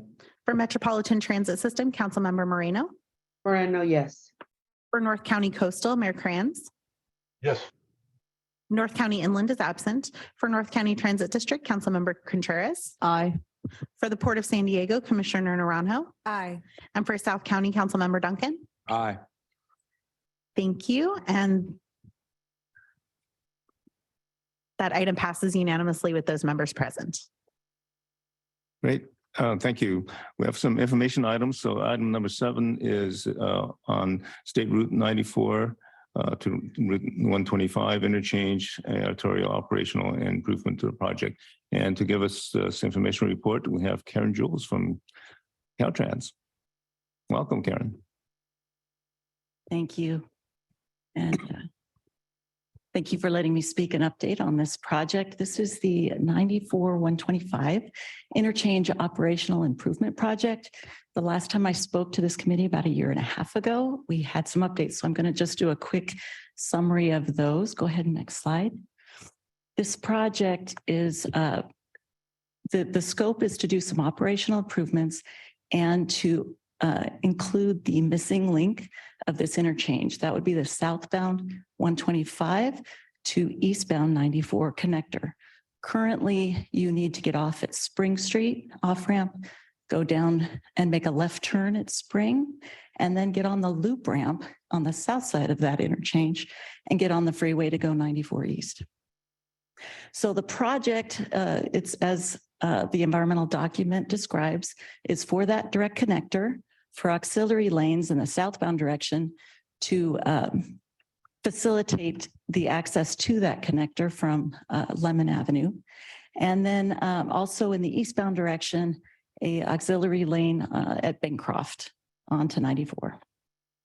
It included 4 bridges, 10 retaining walls, 21 proposed sound walls, bike, pedestrian, and ADA improvements, 34 impacted parcels, mostly partial. Originally, we had a full take, and on redesign, we were able to eliminate that. And then a lot of utility conflicts that were involved in this project. Next slide. So at the previous presentation, the next steps were to continue the utility relocation of the design, continue the right-of-way acquisition, begin a groundwater study. One of the things that was brought up at that meeting was that we had done an initial groundwater study with drilling and found that it was quite a large volume of water, and that the water table was quite a bit higher than we originally anticipated in the environmental document, about 10 feet above the connector, because that connector was due to go under 94 to be able to tie into 94. So it was going to go under the freeway as it is now. 10 feet is quite a bit, and that was a lot of water that we ended up. So what we've done since then is we've also tested that water. And we've found that in testing it, that we actually need to do water treatment on a permanent basis. So these are some things engineering wise that have made this project very difficult to move forward with. And at the same time, last time we were looking for construction funding, because this project is fully funded through design, but not for construction. Next slide. So as I mentioned, the results of those groundwater studies were that the volumes were quite high. We were able to do some design modifications to reduce that amount of volume that would be needed, but that would be permanent pumping to keep this connector dry. And then at the same time, because of the testing of the water, we found that we would also need to permanently treat that water, which would be an on-site permanent treatment plant. So one of the things that we've looked at now in re-looking at this is a much larger issue, and it would delay the environmental discussion that we need to go through. It really was requiring us to reopen the environmental document, which was originally approved back in 2015. So this is a 3 to 5 year delay for this project. As we re-looked at what our options were for it, we are recommending splitting it into 2 phases. Next slide.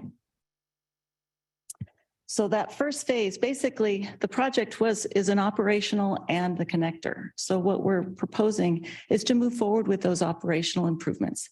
This will be a benefit to the area.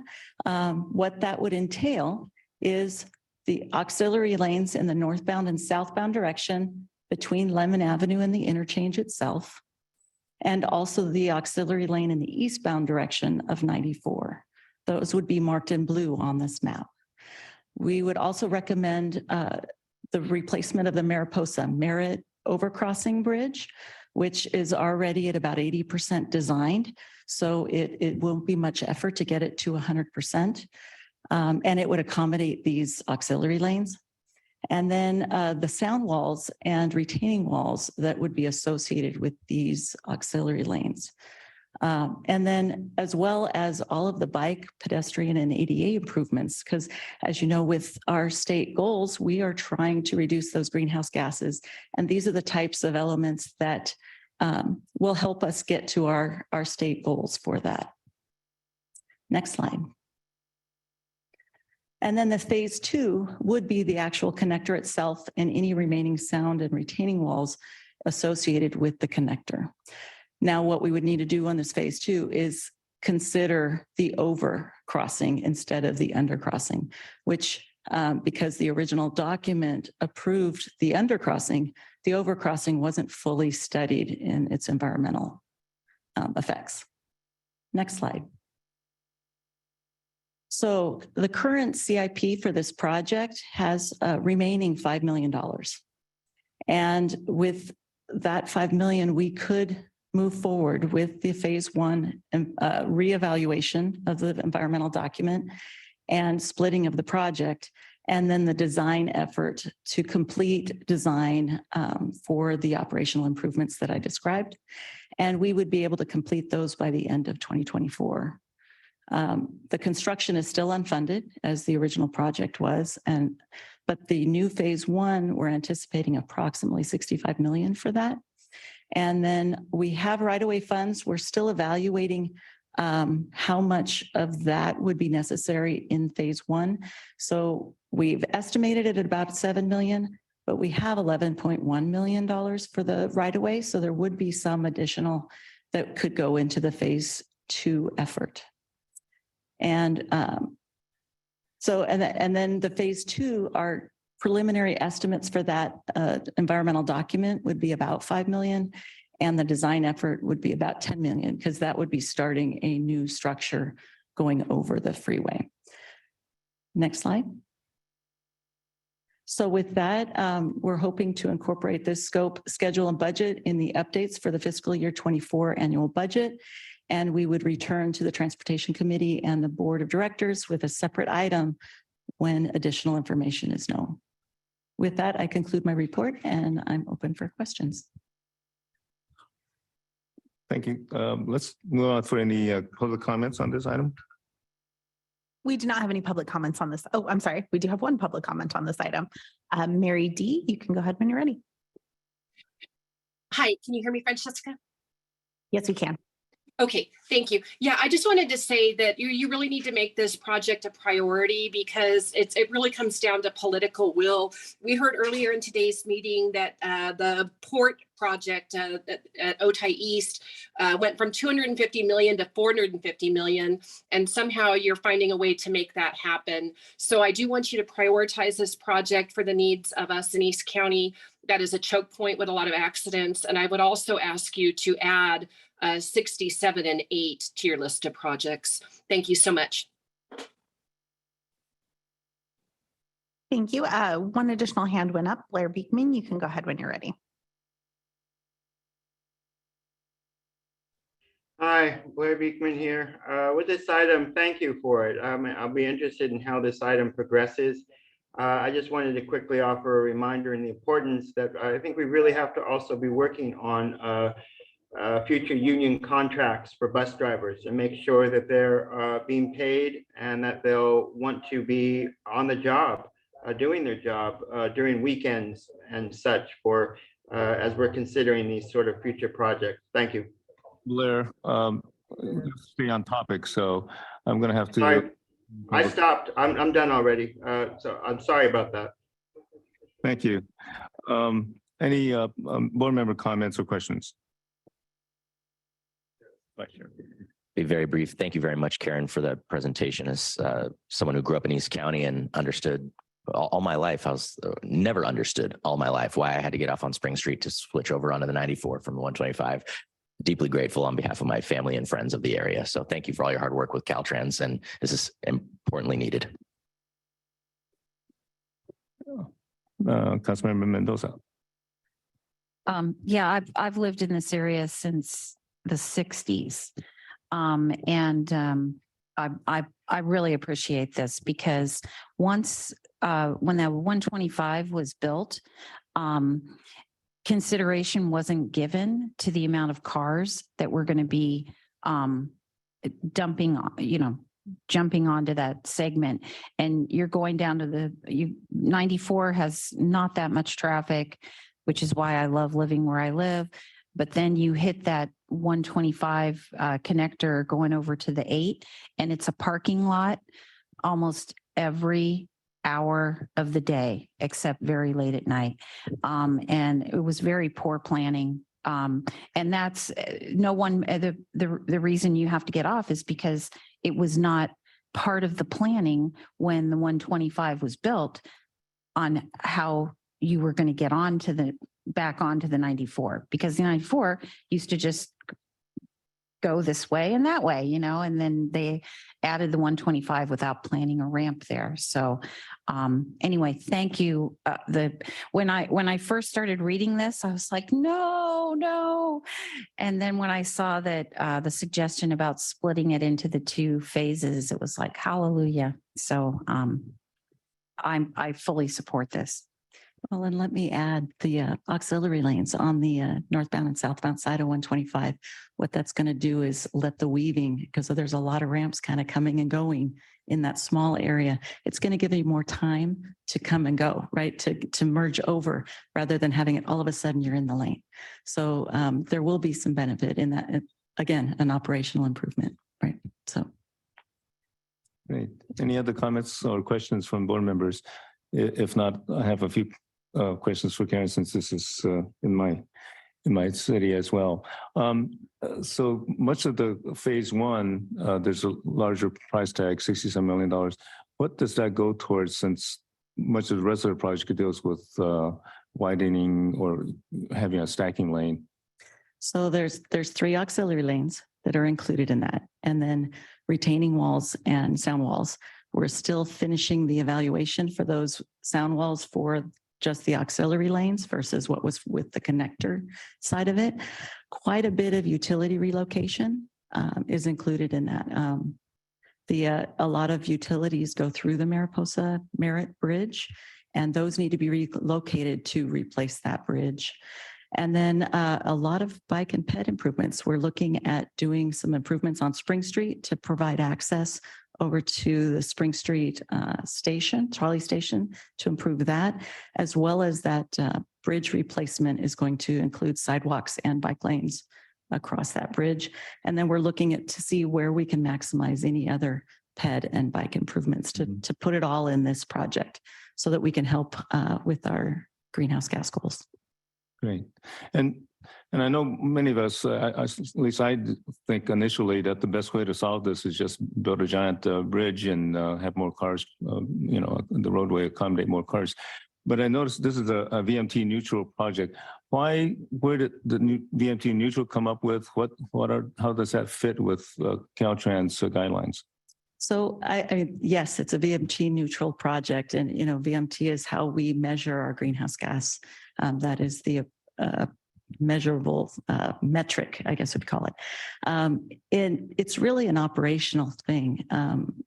The auxiliary lanes are operational, but the connector is really operational as well, because right now there is a connector.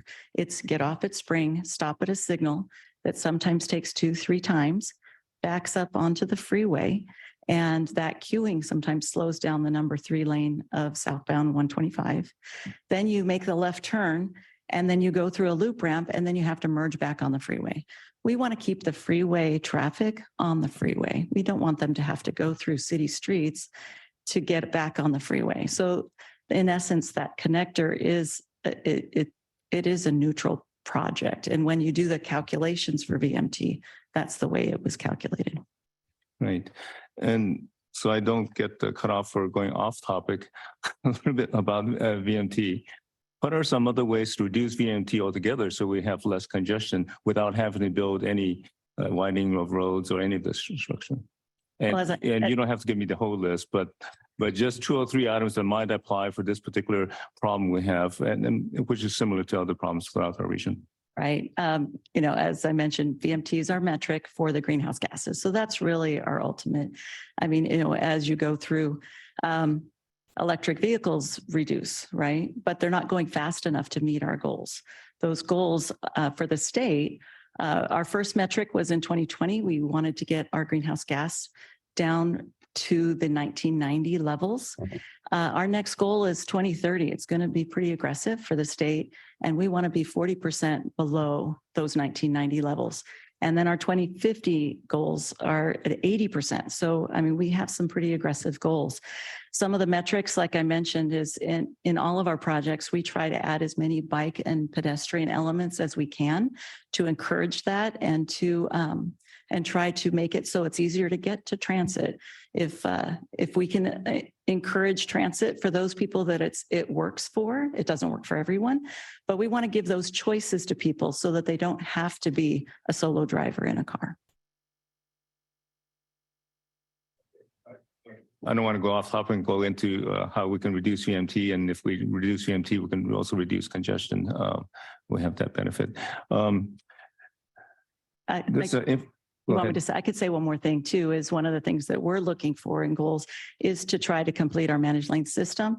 That is another element for reducing VMT. Sure, thank you. I was going to mention that, but I'm glad you did. So there's managed lanes, there's also congestion relief pricing.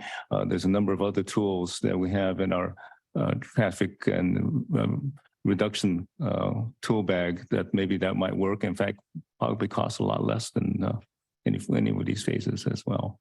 So thank you. Any other comments, last minute comments? This is informational. We can go on to the next item, which is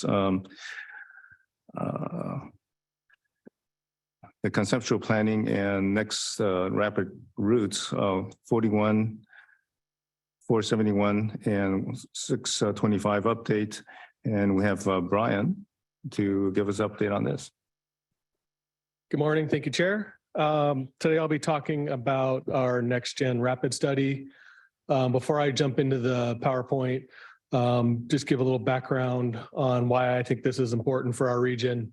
We were out doing public outreach for our regional plan last summer or the summer before, and I met a few students. We're out in City Heights and a couple of folks out there, and they were talking about how they need to come through City Heights from South Bay to get up to San Diego State. And today I heard someone talking about this, it takes 2 hours, and how does that compete with the auto? And for her, she had to get up at 5 a.m. to make an 8 a.m. class at San Diego State, and how why is it so much easier for a car to make that same route, and why couldn't there be a rapid system? And so I spoke about the regional plan and what we have in there, and I'll show you. In the regional plan, and I think you might have all seen this cool map, but we have a lot of the 5 big moves in here, and the mobility hubs is one part of it. But when we start layering on the various things of our 5 big moves, you start seeing how you're reaching the whole county.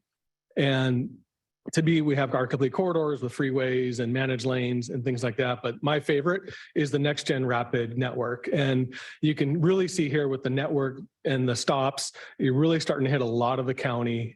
These are taking local routes or new routes and making them into these rapid routes. And we add a ton of these in the new regional plan.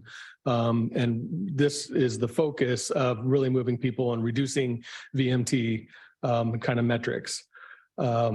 And then when you layer on, lastly, our light rail and our commuter rail, you do see the whole network is complete. But to me, the next gen rapid network, building on the successes of our current rapid system, is where it's really at. And so we had a directive from out of the regional plan near-term implementation items to really start looking at some rapids today and what could we do. So we applied and were successful with the Caltrans planning grant to do a study on 3 of the routes out of that regional plan to start getting the conceptual planning and ideally get it ready for environmental and engineering for those steps. So if more funding comes in with whatever means we can get, we're ready to go with 3 of them right now. And so I'm going to talk about these 3 in our study today. And so with this Caltrans planning grant, we promised to look at the existing conditions along 3 corridors. And I'll talk about the 3 corridors we chose. We chose them because this was a sustainable grant via Caltrans. So we have to make sure that we're really looking at disproportionate type areas that need transit, things like that. So that's how we chose these 3 out of all the great rapid routes in the regional plan. We looked at the existing conditions in those corridors. We'll look at concepts and alternatives and stop locations, taking it down from that 50,000 foot level you saw on that last graphic, bringing it down to maybe the 10,000 foot level, so then we can actually turn it over to environmental and engineering to really get into the weeds. And that's what we could do with this study. We've been doing a lot of public outreach, and I'll talk about some of our public outreach friends we have on this, and then complete this study with some high-level funding estimates and things like that. So then we can ideally move that to the next phase with another study or the next planning part of that. Like I mentioned, the 3 corridors we chose were spread out around the county. That helps us win Caltrans planning grants. To them, we're showing that we're really considering the whole county. We were looking for areas where we think there'd be high impact for new rapid routes, as well as, disproportionate communities that are disadvantaged and need these types of things. So we had Escondido area, a rapid route up there, the South Bay of San Diego State to South Bay. And, after talking to our friends from City Heights, this to them was one of the great ones. And then another one along Genesee from UTC area down to Fashion Valley. And I'll touch quickly on each of these in more detail. So this is the route Rapid 41 corridor that we have, and it connects UCSD to UTC, Claremont Mesa, Linda Vista, and Fashion Valley. You'll see a dotted line on there. It's looking at Mesa College. We've been speaking with folks over there to see if maybe we could divert a rapid route in through there off of Genesee and back over into Linda Vista. This would be kind of an exciting new thing for them. Currently, local routes serve just the outsides of those, but if you've ever been near there, down at the bottom of the college at Genesee, it's a pretty big hill. The stop's not actually near within a quarter mile of the college. Getting up there probably makes it so a lot of students don't actually take this route. Our next route is the Route 471 in Escondido. We've changed this a little bit from our original regional plan work. Our North County CMCP work has kind of gotten in a little more of the weeds of this route as well.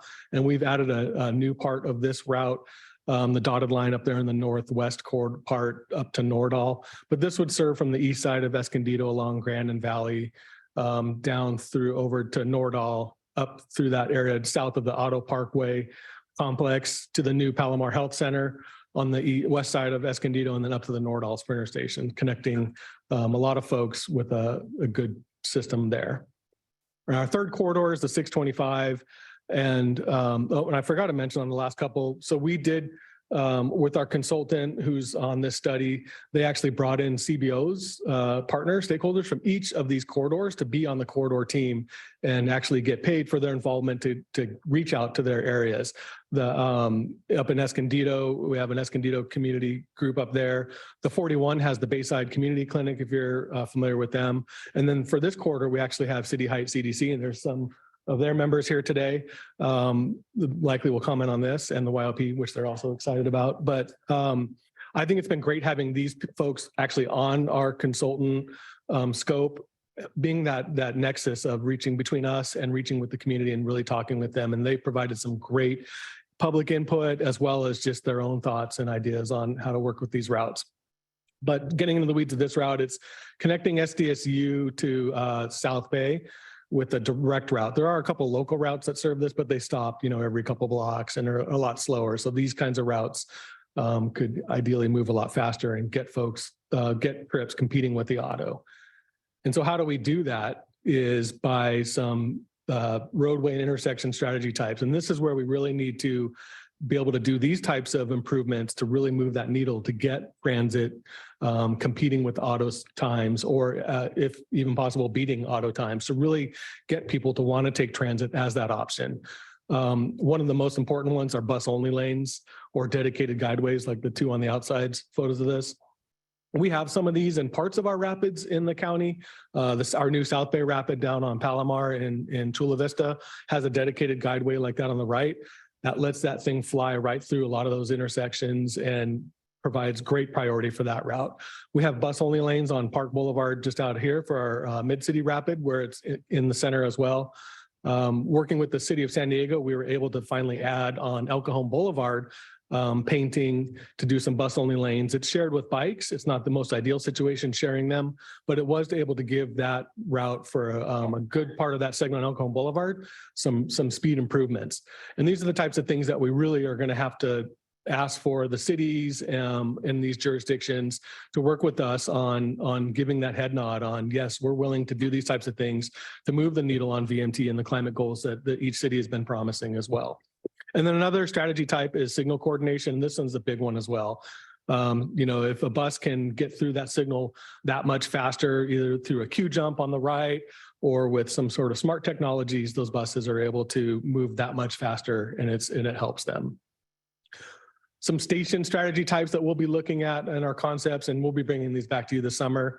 Off-board fare payment. This is a concept of kind of like the light rail, or the coaster and the sprinter, where you pay your fare first.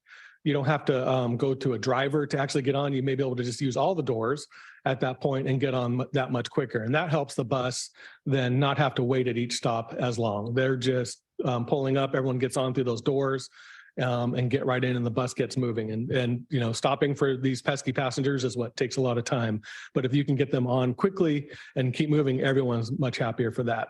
What it does need then is some sort of fare checking, just like they do on the trolley coaster and Sprinter, to make sure that the riders do have a fare. But this is a way to really speed up buses and make a BRT or rapid route successful. Some other strategies that we're looking at are station relocations and consolidations. Rapid routes generally aren't the same as a local route. It has fewer stops, so it can move that much faster. You let the local route under it serve the more local trips or provide access to the rapid stops. If you move stops to the far side of intersections, that sometimes helps speed it up. It can get through the light. Then it goes and stops, picks up the passengers and keeps moving. Sometimes when they stop on the near side of the light, they have to wait a little bit for that next light as it cycles. Station amenities are important. We've been hearing a lot that from our riders. They're loving most of our rapid shelters and stops, so we'll keep that up, maybe improve on them as we can. Other connectivity strategy types, which these are really important, and we're building this all in one package with this. It's not just transit, it's getting folks to transit. So accessibility and ADA improvements anywhere we can, making sure that folks can get to that transit station safely and quickly and have a good way to do that, slowing traffic down a little bit around them. So when they need to get to that bus stop, they can feel safe. And also bicycle improvements as well. So these will be an important part of the packaging when we bring these improvements to you. You'll see where we add bicycle lanes into this mix. And then flexible fleets, you've been hearing about this all day. Microtransit, basically, that's trying to expand the reach of a stop. So if we can get folks to use these sorts of transportation ways to get to the stop instead of the quarter mile, what people were kind of used to of what we would consider the access area to a stop. Using these types of tools, we can broaden that reach and folks can get to our stations in a more accessible manner. So with that, today we're working through the draft alternatives. We'll be bringing the actual particulars of these alternatives back to you later this summer after we talk to our folks out in the public, get them to weigh in, buy in, and make proposed changes. We'll be doing a lot of public outreach through that. And then this summer and fall, we'll be finalizing the report and bringing the final preferred alternatives for each of these corridors back to you. So with that, I appreciate your time and hand it back to you, Chair. Thank you, Brian. Public comments. Francesca, any Thank public you, comments Chair. on this We item? do have quite a bit of public comment on this item, so I'll go with the folks who are in the room first. We'll start with Maria Cortez, and Maria will be followed by Jesse Ramirez.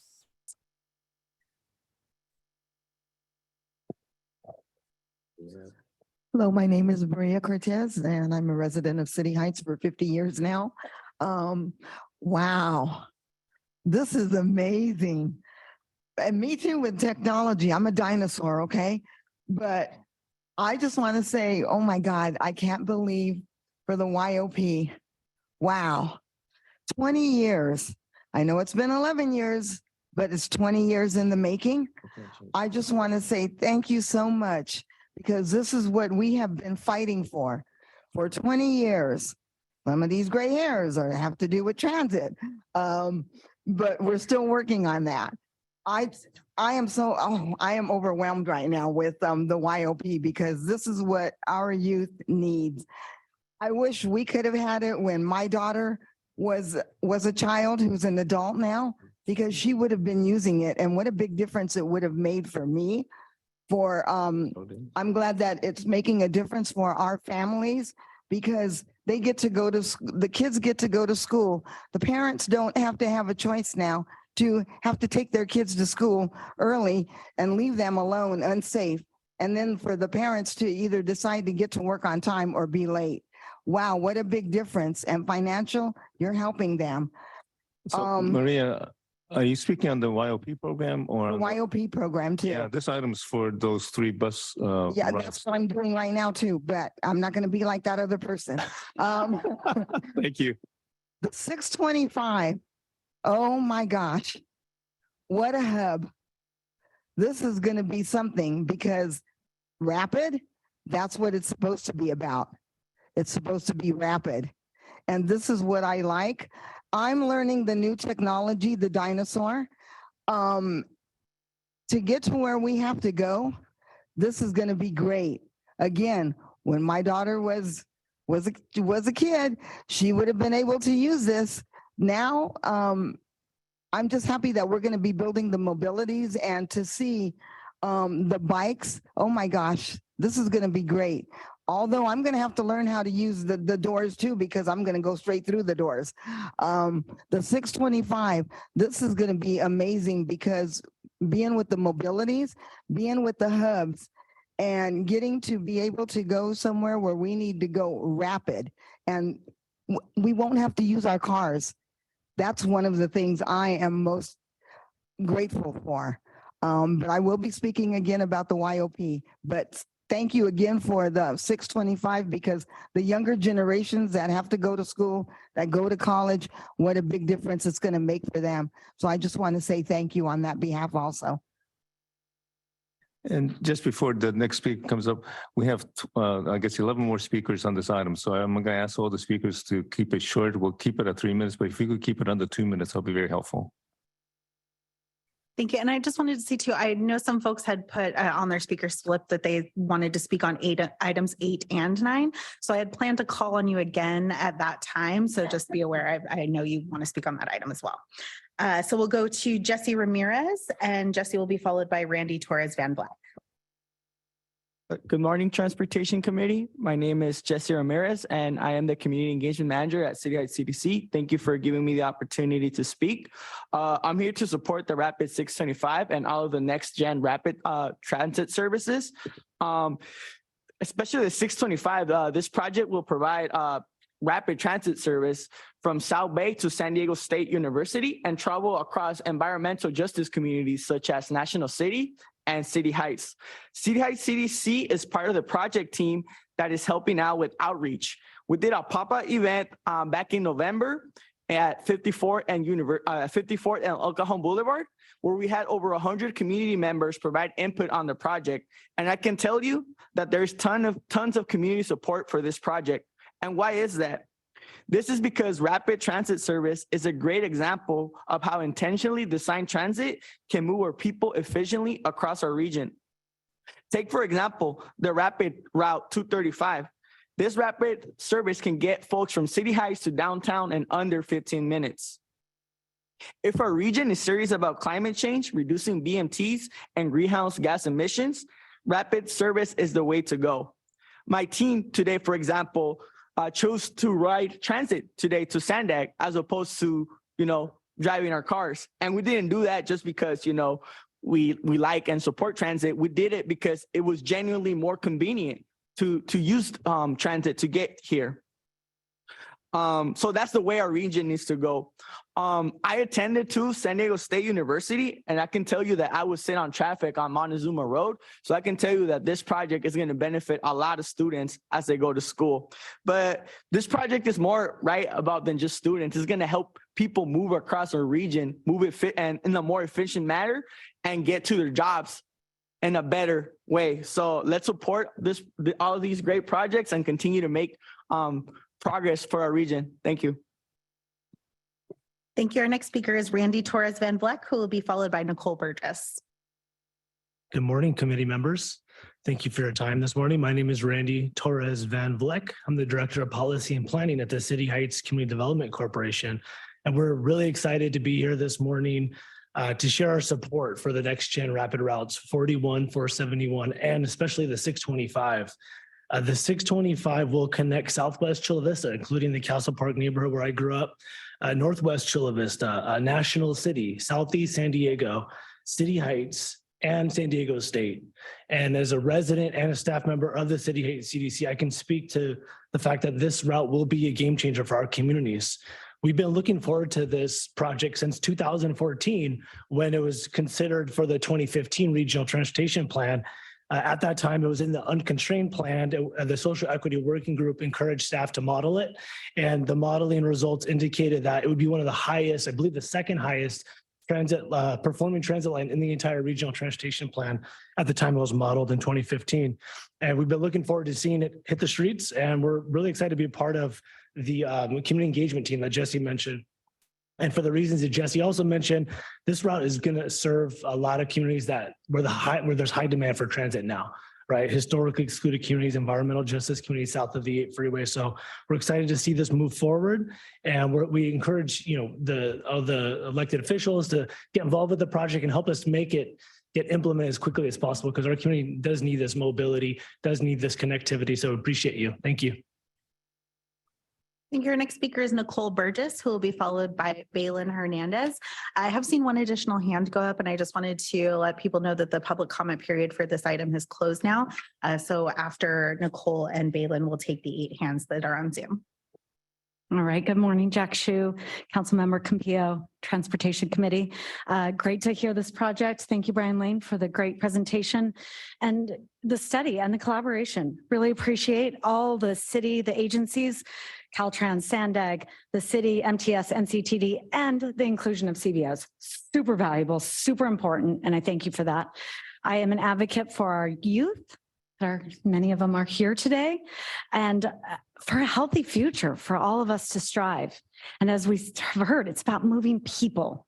So this is a great step forward at Sandag. Super excited for these new study and how it's moving along and just implementation of it. Really quick, it is super important to ensure that we include the dedicated bus lanes so that we can move efficiently. And that is going to be our city of San Diego that is really going to have to support those efforts. Also, the signal prioritization, city of San Diego is going to have to get on board for those 2 major routes. I grew up in South Bay. Having those kids being able to go to San Diego State on a bus BRT is going to be an awesome opportunity, as well as the ones from in near the 8 to go to the UCSD. So that's another great line, right? So looking at getting those students, so really looking at those stops and how they can be adjacent to schools, the meccas, the Mesa Community College, UCSD, San Diego State, Lincoln High School, Sweetwater High School are some of the top ones that come off. And then just really all the door boarding is huge. And I'm going to just say lastly, connections. Thank you for looking at the connections for safe bike facilities. And I'll just add in there that part of our flexible fleets should be e-bikes and bike share. And to these communities, this can be a transportation option and a wonderful way to get around in our city. So just thank you, the board and Sandag, for all their work on this effort. Thank you. Thank you. Next will be Balin Hernandez, who will be followed by Alexander Wenzel. Good morning, Transportation Committee. This is Balin Hernandez, Policy Advocate with Mid-City CAN. We're here in support of the rapid lanes. Personally, I'm a transit rider, and they cut down your travel time significantly. I think if you've ridden transit, you know it's worth. And specifically for the City Heights residents, I was speaking with Randy right now. One of the benefits would be that it helps travelers give them another route to reach the border. So for those students who are transnational and they're having to travel long distances to get to school, this is going to be one big benefit. Personally, I live in Linda Vista and traveled that 41 route to university for several years. And I have students that travel 2 hours getting from Southeast to UCSD. So this is going to be, again, another alternative to help them make good use of their time so they can spend those hours studying or working or doing internships instead of having to ride transportation. Thank you. Thank you. Next, we'll go to Alexander Wenzel, who will be followed by Zach Farrell. Good morning, Sandag. I am a graduate student researcher at UCSD living in Claremont. I've commuted to UCSD on Route 41 daily since the end of 2018 and have therefore become quite familiar with traffic dynamics and their interplay with transit. Since the opening of the Midcoast Extension, traffic on Genesee north of Nobel Drive has been better than at any point before the pandemic. However, the situation rapidly degrades further south. Even before the beginning of pure water construction on Genesee Highway 52, traffic is typically bumper to bumper during rush hour between Governor and Balboa Avenue. And as UTC and UCSD have grown as employment and education hubs, cars are spilling onto Genesee as a result of congestion on I-5, Highway 52, and I-805. Widening these roads will not decrease congestion. Repeated studies and examples such as the 94-125 challenges discussed earlier have proven this. In fact, investing in highways means investing in car dependence and all the harm it does to communities physically and economically. BRT is not only the most equitable, but also the most cost-efficient solution to congestion, and this in many other areas of the city. Genesee should have both a rapid limited stop route as well as a local bus route. These buses must have dedicated lanes and all intersections must have signal priority. Better transit leading to fewer cars, creating traffic, and more riders invested in the improvement of the system is a virtuous cycle, and it needs to start with BRT, especially on our most congested corridors. And I have to say the enthusiasm for this item from my fellow county residents has really made my day because that's really what this is about, real opportunity and real community. In summary, please advance the Genesee Rapid 41 project and all the other rapid routes, especially the Escondido and South Bay City Heights routes. Thank you. Thank you. Excuse me. Thank you. Our next speaker will be Zach Farrell, who will be followed by Carolina Martinez. Thank you, committee members, for organizing this meeting today. My name is Zach DeFazio Farrell, and I'm a member of RIDE SD. We're a local advocacy organization that promotes improvements to public transit in San Diego. I can speak on behalf of RIDE SD that we support these 3 routes. And in particular, we would love for them to include dedicated lanes for the majority of the route, signal priority at most, if not all intersections, off-board fare collection, and platform level boarding. We understand that these kinds of things tend to make these projects more expensive and more difficult. But however, we are hopeful that making rapid routes truly rapid will benefit everybody, including drivers, when they see these routes go by while they're sitting in traffic. We're fully supportive of these 3 routes, as well as an expansion of San Diego's rapid network along many major corridors, including Route 10, for example, along University Avenue, Route 30 going down Grand Avenue, and many other routes. So thank you so much for your time, and we hope to see these advance. Thank you. Our next speaker will be Carolina Martinez, followed by Craig Jones.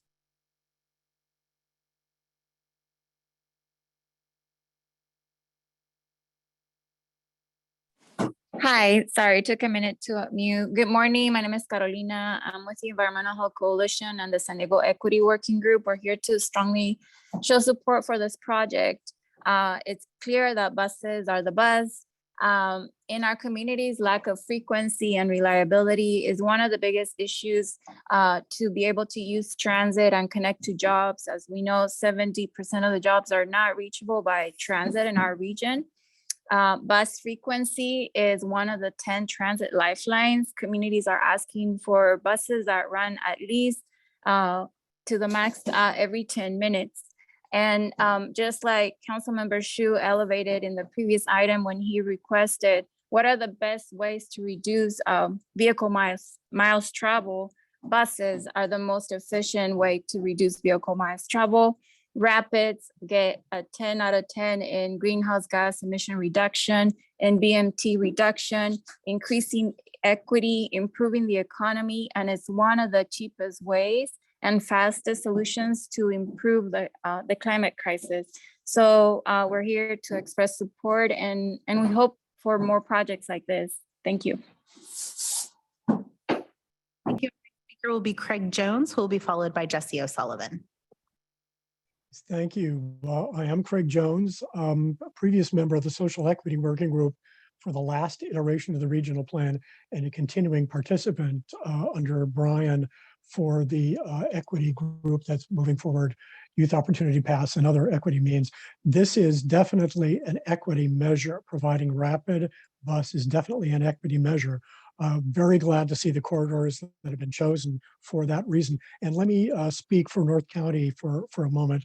Route 471, I worked for 18 years in North County, working to provide underserved communities with the advantages that they need. Transportation access is definitely one of them.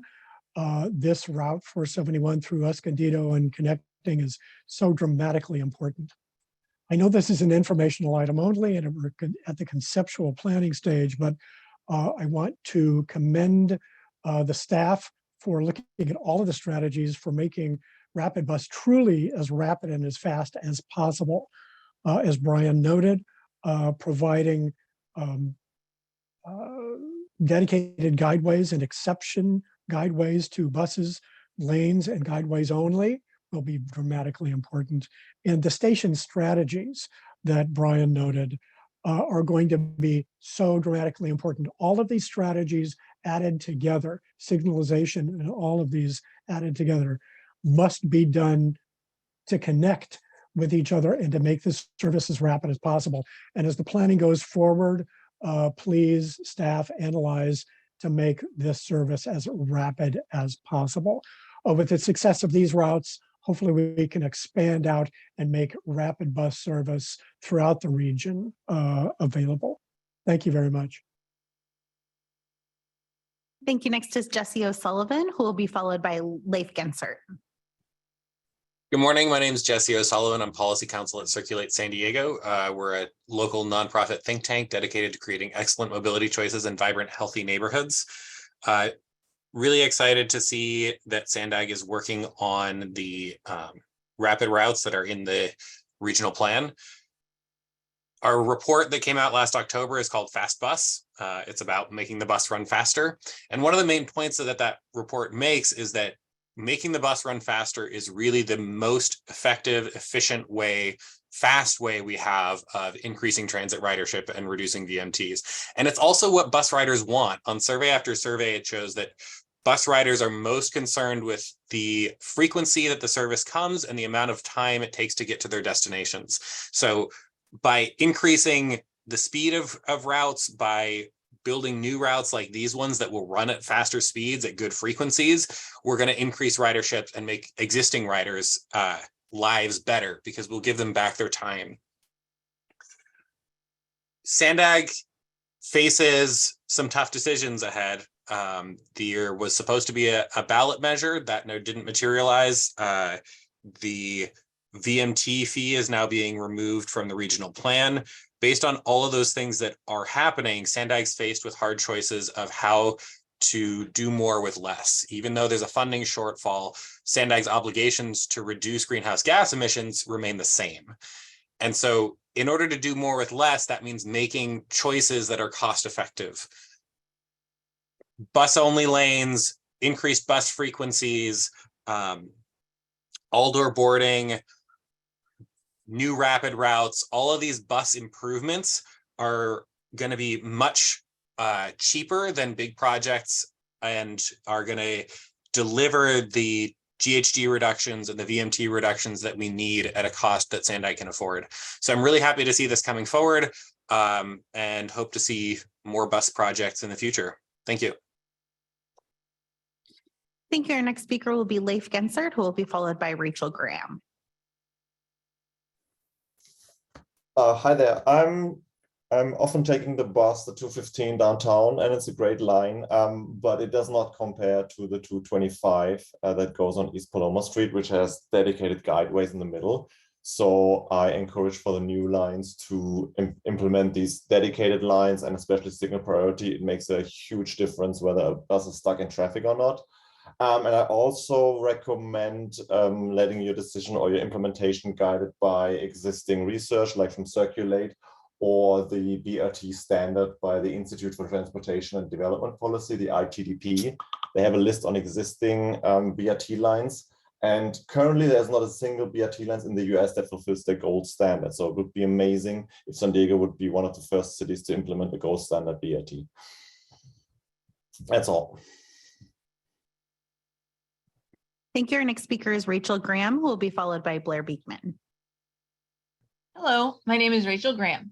I'm a regular bus rider and a member of Ride SD, which advocates for better public transit in San Diego. I wanted to voice my support for next-gen rapid buses.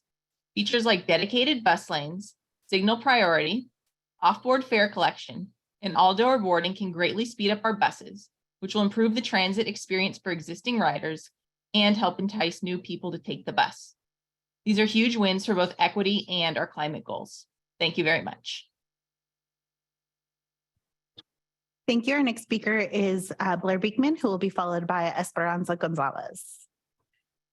Hi, Blair Beekman here. I'm sorry that I think I spoke on the previous public comment at the wrong time. I was busy doing something and I misplaced when to speak a public comment. I think I wanted to speak at this time. I'm very sorry about that. What I wanted to say basically on that item that I wanted to say for this item, for as good as these projects are that are really interesting and that a part of, MTS projects rapid projects and other things that are really interesting here in San Diego, I'm learning about. So this sounds really good, good stuff. But in the building of these sort of projects, I really hope you can be considering that to learn how to talk with San Diego bus driver unions down here, the union, about how we can get drivers, the funding so they can be on time for the current services that we do have. And to really, that is the ways to really can help with the rapid issues that you're concerned about.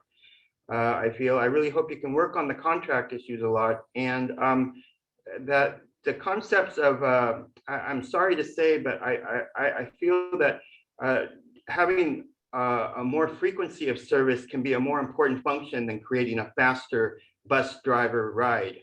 I think that may be a little dangerous actually, whereas the frequency of buses issues develops a rapidity that's more interesting and helpful and convenient for people, I think, overall. Thank you. Thank you. Our next speaker is Esperanza Gonzalez.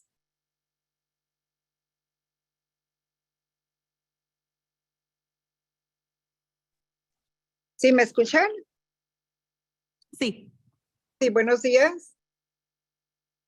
Buenos días. Muy bien.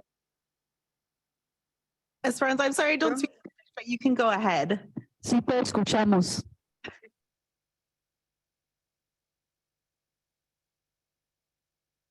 Muy bien.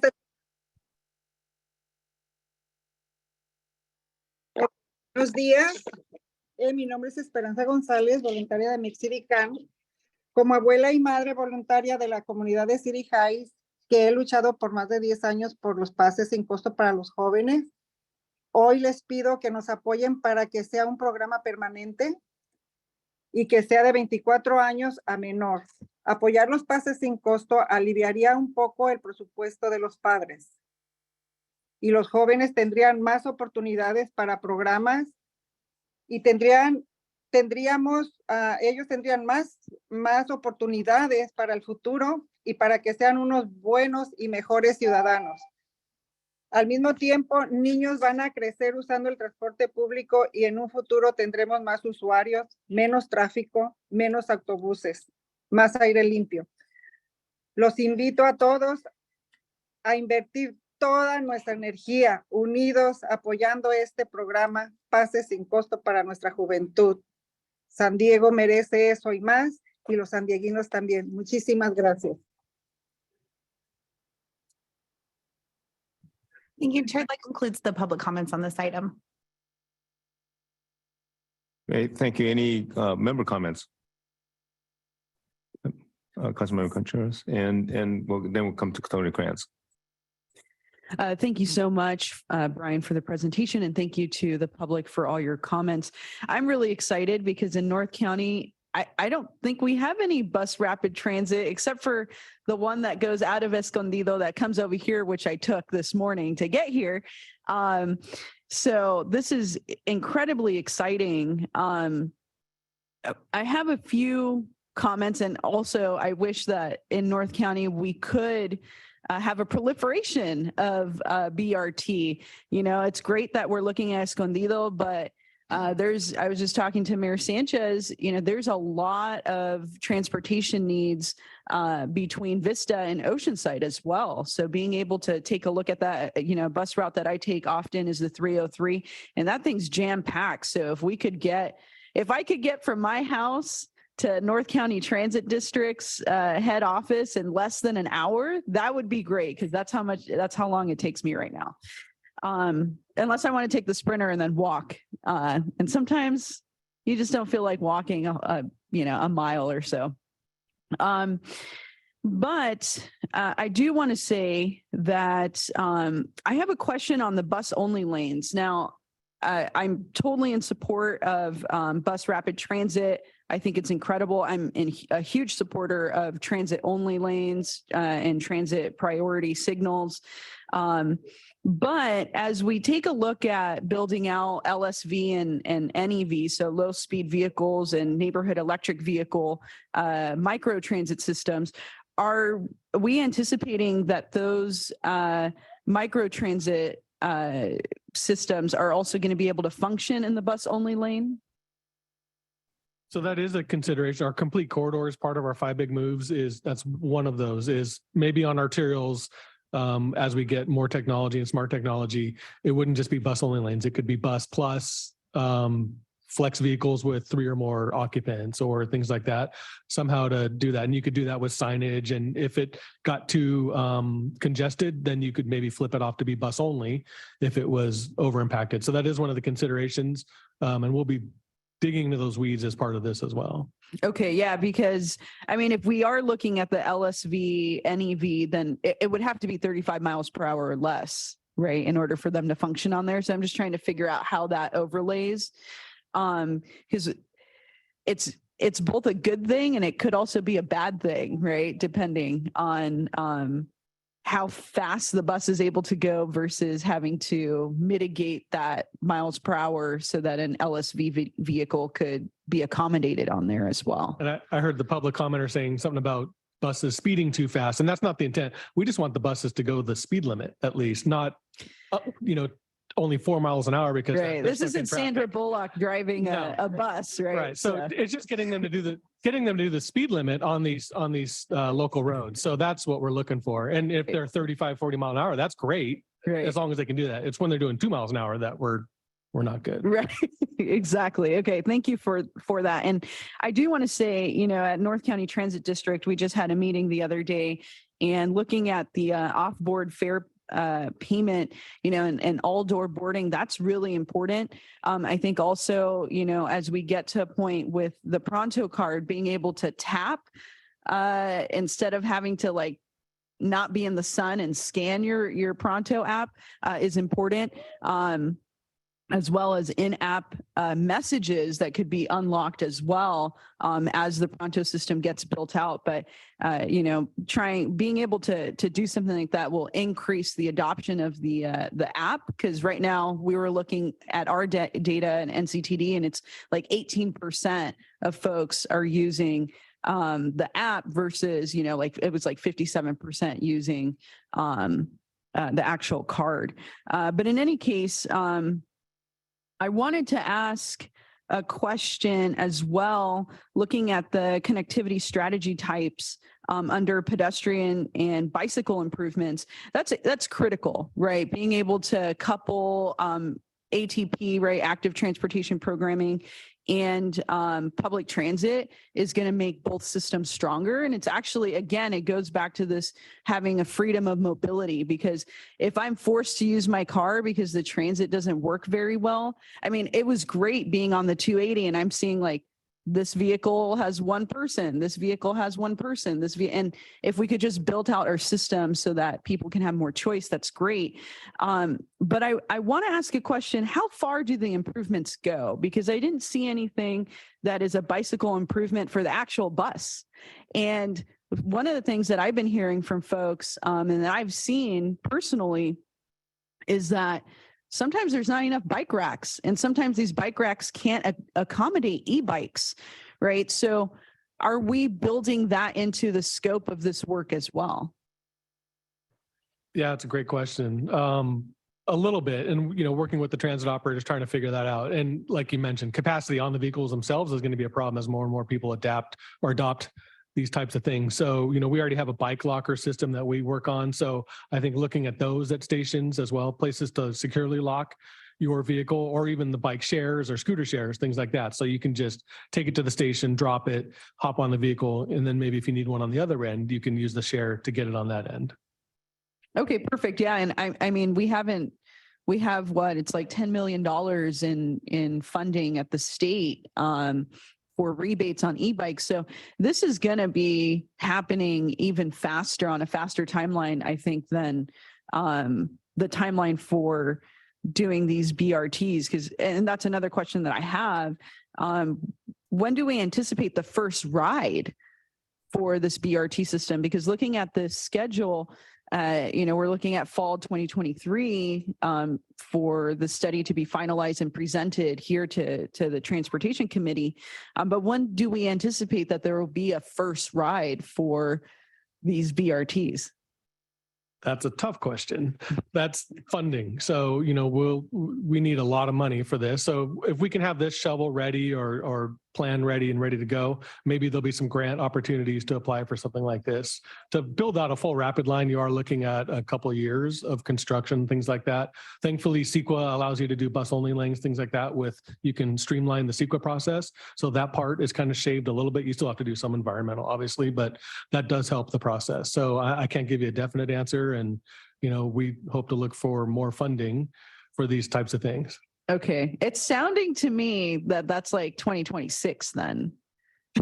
If I had a government ballpark figure of this timeline, I would say that, it sounds like 2026. But, and I do want to just say one last thing is that, we've had a consistent public commenter on the bus operator shortage. And that's realistically, that's a huge issue, right? We don't have enough bus operators to even meet current demand, let alone to increase demand.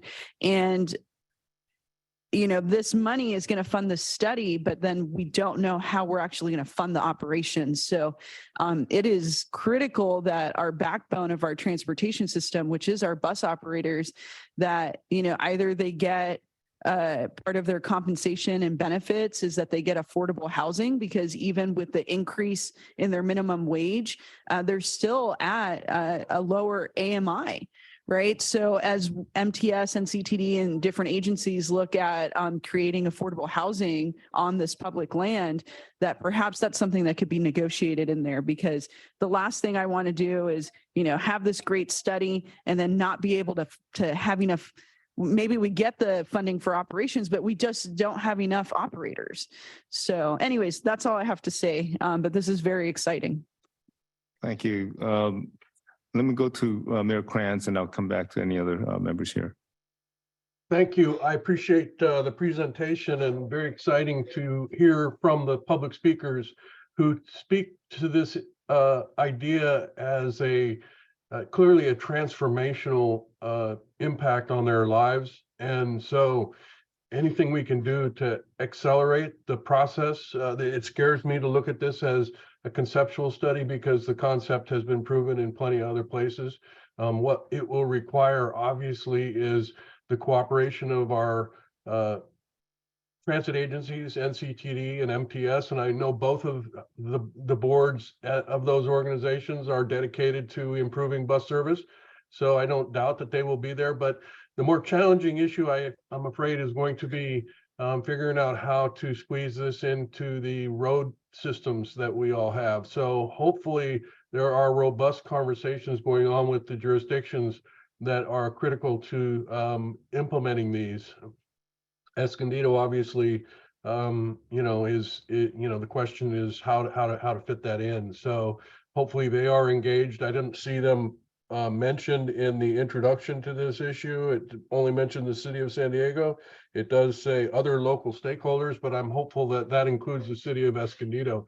I think that any effort to raise revenue for transit, the more projects like this that are logical and not capital intensive for building infrastructure projects like rail requires, are beneficial to any effort we have selling this to the public. Rubber wheeled solutions are good solutions.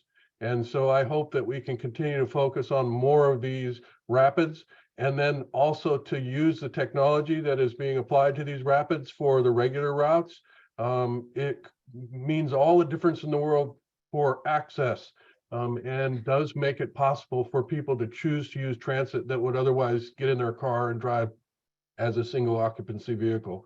So thank you for the efforts to this. And all I can say is that as an MPO, we need to get out of the way of the transit agencies and come up with the resources to make this happen.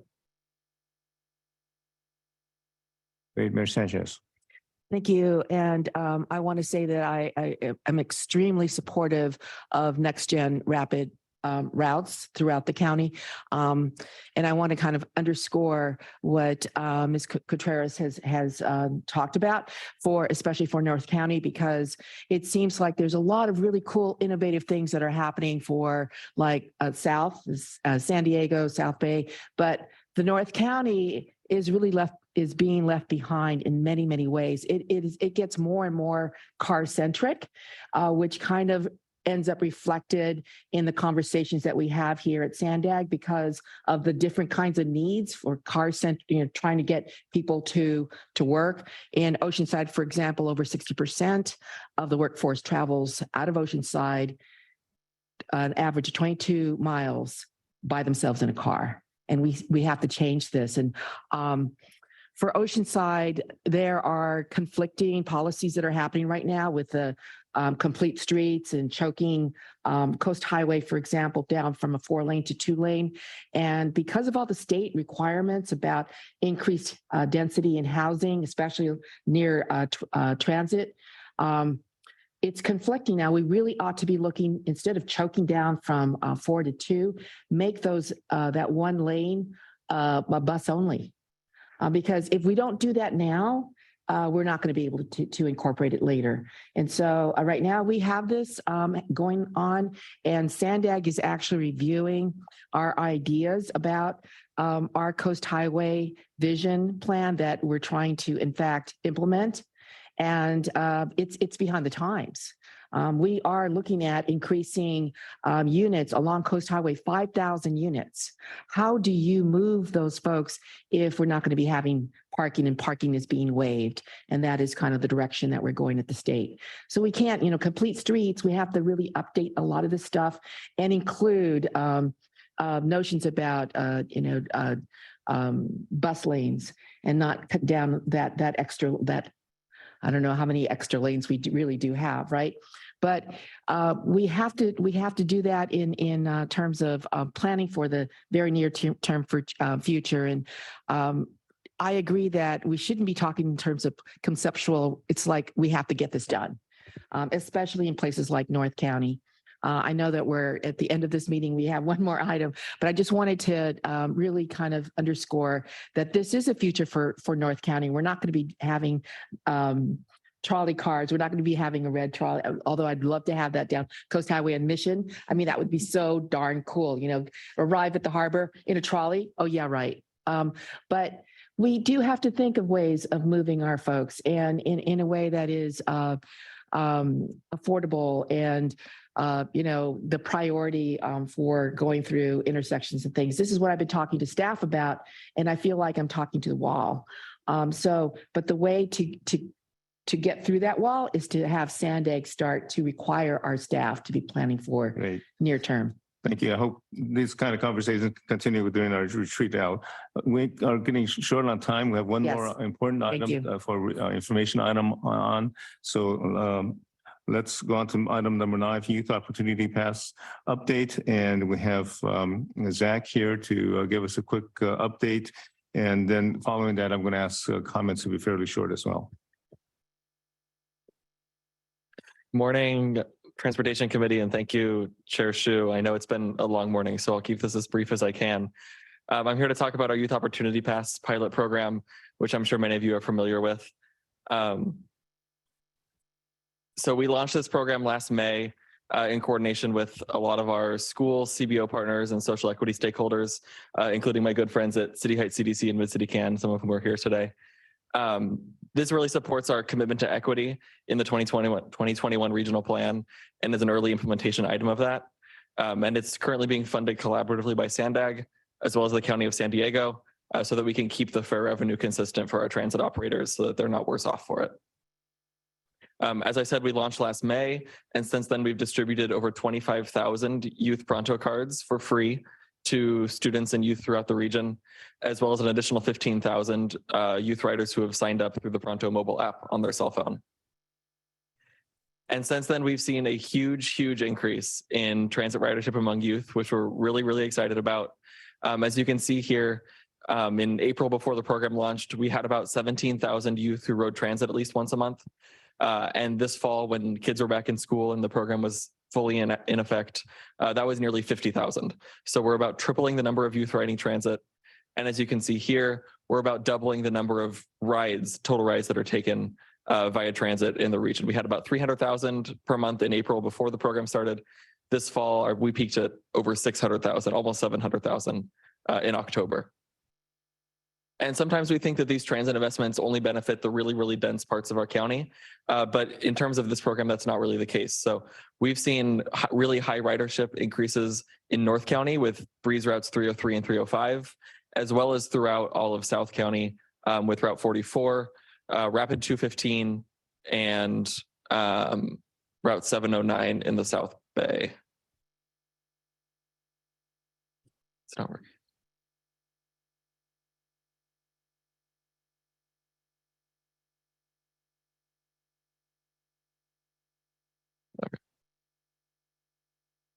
Yeah, you can go to the next slide, please. Yeah, thank you. We've collected some testimonials along with some of our CBO partners. These are from Casa Familiar down in San Isidro, really showing how this program has benefited the youth in our region tangibly. So these are 3 local youth who have been able to take advantage of the program and use transit to get around our region to access a bunch of different opportunities, get to school, get an internship, just hang out with their friends, and use our program in all the different ways that we envisioned. So currently the pilot is funded through June of 2023, but as Hassan mentioned this morning, we're excited to be extending the pilot through June of 2024 for an additional year of service. And we are continuing to work with our partner agencies at the county level, at the local level, to seek permanent funding for the program and to potentially expand it to age 24 and under. We're also following some state legislation and some different state actions that could also help us with that. Right now, we're conducting an impact study to measure the program's impact on the youth and families of our region.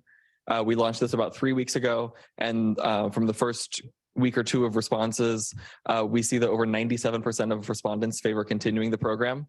And a lot of the youth who are answering our survey and using the program are also indicating that they're planning on using transit as an adult, which will help us continue to reduce our VMT and GHG goals, as well as create a culture of transit that really creates a shift in our region when we're providing people those options and choices.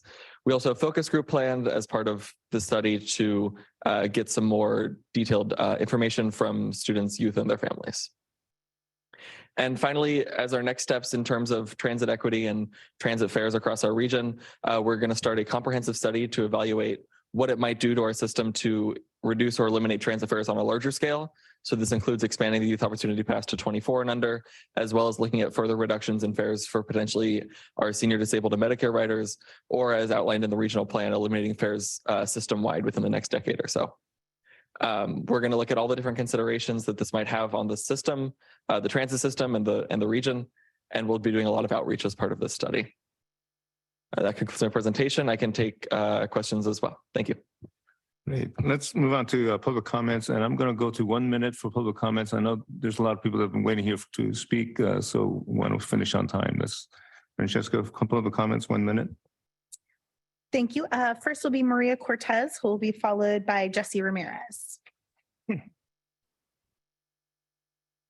Hello. Again, I just want to say thank you for the Youth Opportunity Bus Passes. It's taken a while. It's taken, like I said, 20 years. But I want to say a story that I spoke to a student a couple of weeks ago. She was getting on the trolley and I noticed she had the bus pass. So I asked her, I said, excuse me, I said, is that the Youth Opportunity Bus Pass? And she looked at me and she said, why, yes. And then I said, you know, it makes me glad that you're using this. May I ask how you're using this and why? And she looked at me and then I said, well, I'm one of the co-chairs from what's called ITCH, Improving Transportation in City Heights. And she looked at me and I said, I'm one of the co-chairs for the YOP. What? And then she said, I use this to go to school. I go to UCSD. And not only do I use this to go to UCSD, but I use this to go to activities after school. I use this to go to other communities because it allows me to go to communities where I have never been able to go before. And another reason is that given the choice, Maria, I'm I so don't have sorry, to but pay your for time my has books. expired. So we do need to move on to the rest of the commenters. My But she said apologies. She didn't have to pay for the books, and that's what helps. So that's what it's about. Thank you. Next is Jesse Ramirez, who will be followed by Randy Torres Van Black. Good morning, Transportation Committee. Thank you for allowing me to speak again. I'll try to keep my comments brief. It's great news to see that the pilot program has been extended for one more year. I think there's going to be a lot of happy folks. There's a lot of benefits to this pilot program. You'll hear from other folks as well. But in short, for me, I think what this program does is it's summed up in one word, which is potential, right? It allows our youth to maximize their potential, seek employment opportunities, educational opportunities that, you know, might have not been possible.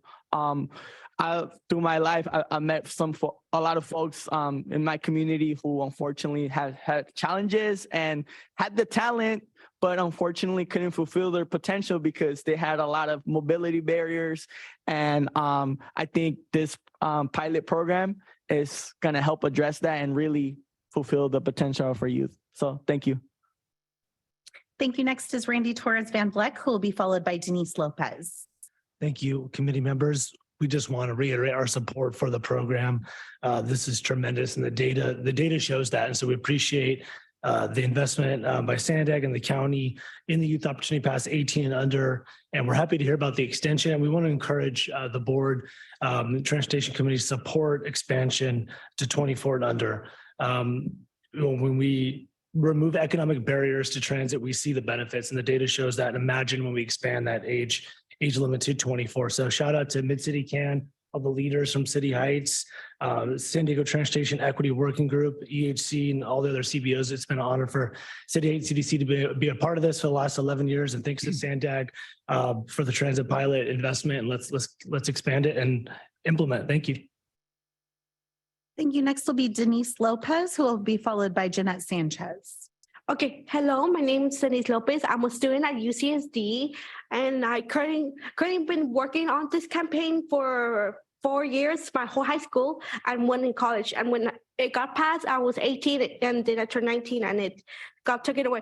I had my cousins come to me being very grateful for this opportunity, and I'm so grateful that I got extended to one more year. But also, you guys shouldn't forget about the college students. We get a discount for the MTS, but we still have to pay $60 a quarter. And San Diego State doesn't get the opportunity to get any benefits for a bus pass. So they still have to pay the full price to get a month's pass. Also community college. So us students 24 and under, it's very important for us because we still need the transit because our schools are far away and the housing problems in the UCSD is very difficult, and some of us have to commute very long. So we actually need this public transportation to be for 24 and under. And thank you for the 18 for one more year. Thanks. Thank you. Next will be Jeanette Sanchez, who will be followed by Belen Hernandez. Buenos días. Mi nombre es Janet Sánchez. Pues yo vengo a apoyar lo de los pases para los jóvenes, que no sea un programa piloto que sea ya permanente.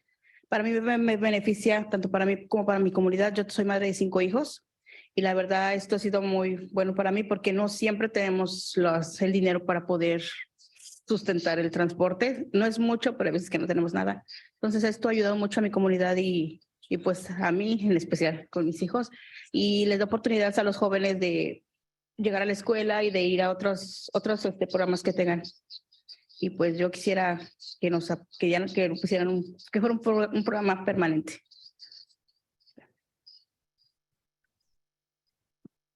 Thank you. Next will be Belen Hernandez. And after Belen, we will go to the Zoom commenters and start with Craig Jones.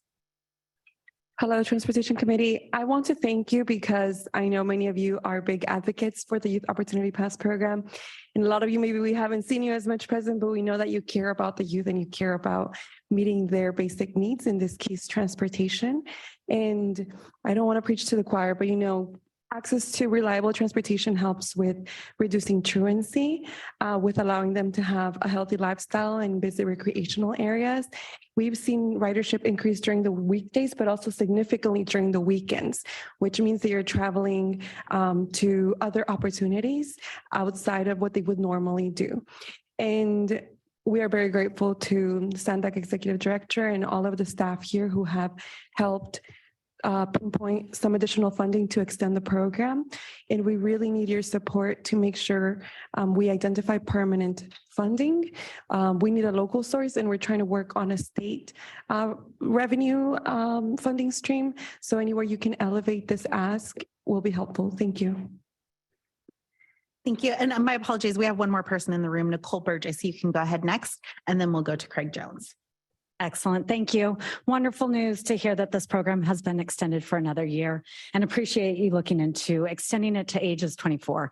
Huge opportunity for our youth, and that's what it is about. It's changing the culture and how we perceive getting around in our city and providing those options and removing those economic barriers so that these students, these children, the youth, can actually evolve into transit users for the future, that they have access to their schools, which is extremely valuable and important. We've heard about places that they've never been to, opportunities, and just basic freedom. I mean, these kids are getting to move.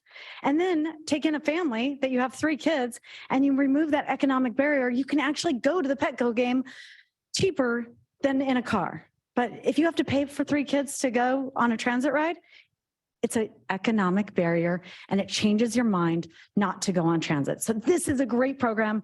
Thank you for all of you supporting this effort, and appreciate your work.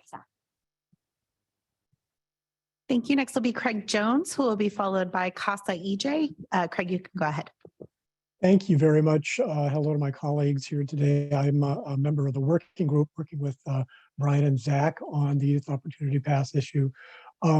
Concur with all the speakers that have been speaking to you on this issue. Thank you to the Board of Supervisors who went on record recently to support the expansion of age of this program to 24 and under. As someone who's worked with youth service agencies, serving youth and foster youth in North County, I can tell you how important expanding out to 24 and under will be to those populations. So thank you for moving this forward.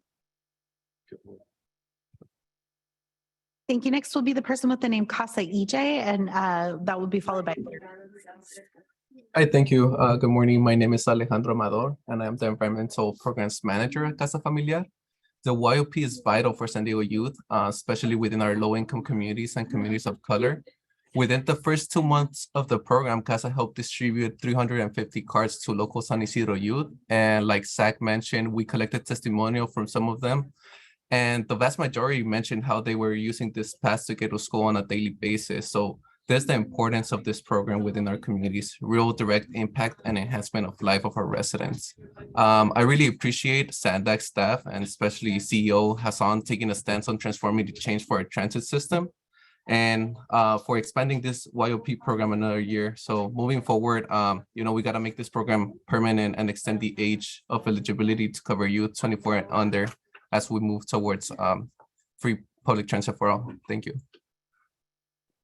Thank you. Next is Blair Beekman, who will be followed by Esperanza Gonzalez, and Esperanza will be our last comment.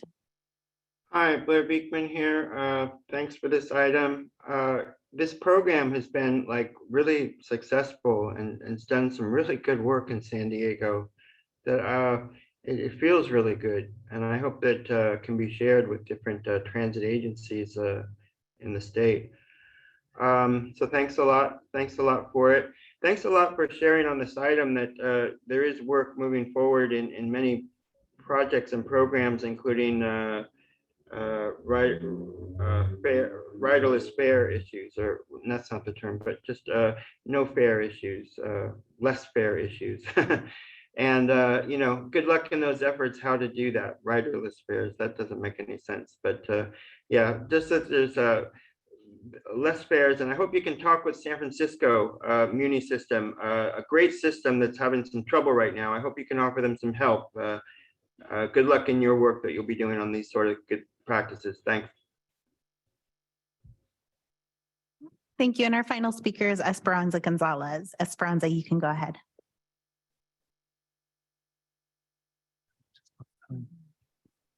Sí, buenos días. Bueno, creo que yo me adelanté hace rato. Mi nombre es Esperanza González, voluntaria de Mixirican.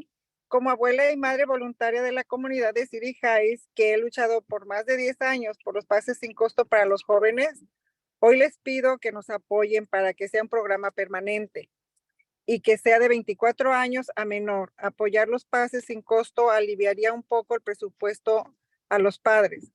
Y los jóvenes tendrían más oportunidades, más programas para prepararse y ser mejores ciudadanos. Al mismo tiempo, los niños van a crecer usando el transporte público y en un futuro tendremos más usuarios y menos tráfico de automóviles. Vamos a invertir toda nuestra energía unidos apoyando este programa. Pases sin costo para nuestra juventud. SANDAG, por favor, apóyenos. Muchísimas gracias. San Diego merece eso y más. Gracias. Bye bye. Okay, that concludes the public commenters.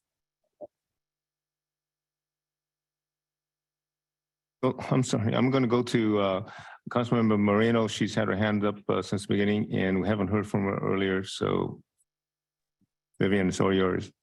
Thank you. I appreciate that very, very much. And thank you for the presentation. And thank you to our Executive Director, Hassan, and all the SANDAG staff. Also, I can't forget about the Social Equity Group and all my colleagues on the Transportation Committee and the Board of Directors for supporting the Youth Opportunity Pass pilot program. I'm so pleased by the results of the pilot program. This was the centerpiece of SANDAG's Early Equity Action Plan that I was proud to pass through the SANDAG's Social Equity Working Group. I think this pilot program has been more successful than any of us could have imagined at the time. Doubling the number of youth transit rides and tripling the number of youth riders, all for the low cost of $8 million per year, is an excellent investment in the future of transit in our region. The youth riders today will be fare paying customers tomorrow, precisely because they have already gotten familiar with riding transit because of the youth opportunity passes. It's exciting to hear that SANDAG will aggressively seek funding to continue this program. And I want to help this effort in any way that I can. This program must continue. MTS, NCTD, and SANDAG must continue to work collaboratively to keep the Youth Opportunity Pass alive, as this is a critical service for youth throughout the San Diego region, and will serve as the foundation for future growth in transit ridership. We have to keep this going. I just wanted to point out for the Route 709, that's actually a route that my nieces and nephews have partaken in regards to the numbers that we see. They were not on the buses, and actually they started really in the September. I think there was a September free month pass, and that's when really they got going. Also, the 709 services Southwestern College to H Street, I believe, and correct me if I'm wrong. I'm trying to remember all this from my youth, and that is a very, very important line. And I just want to reiterate that this is going to have just a rippling effect in our region, a positive rippling effect in our region.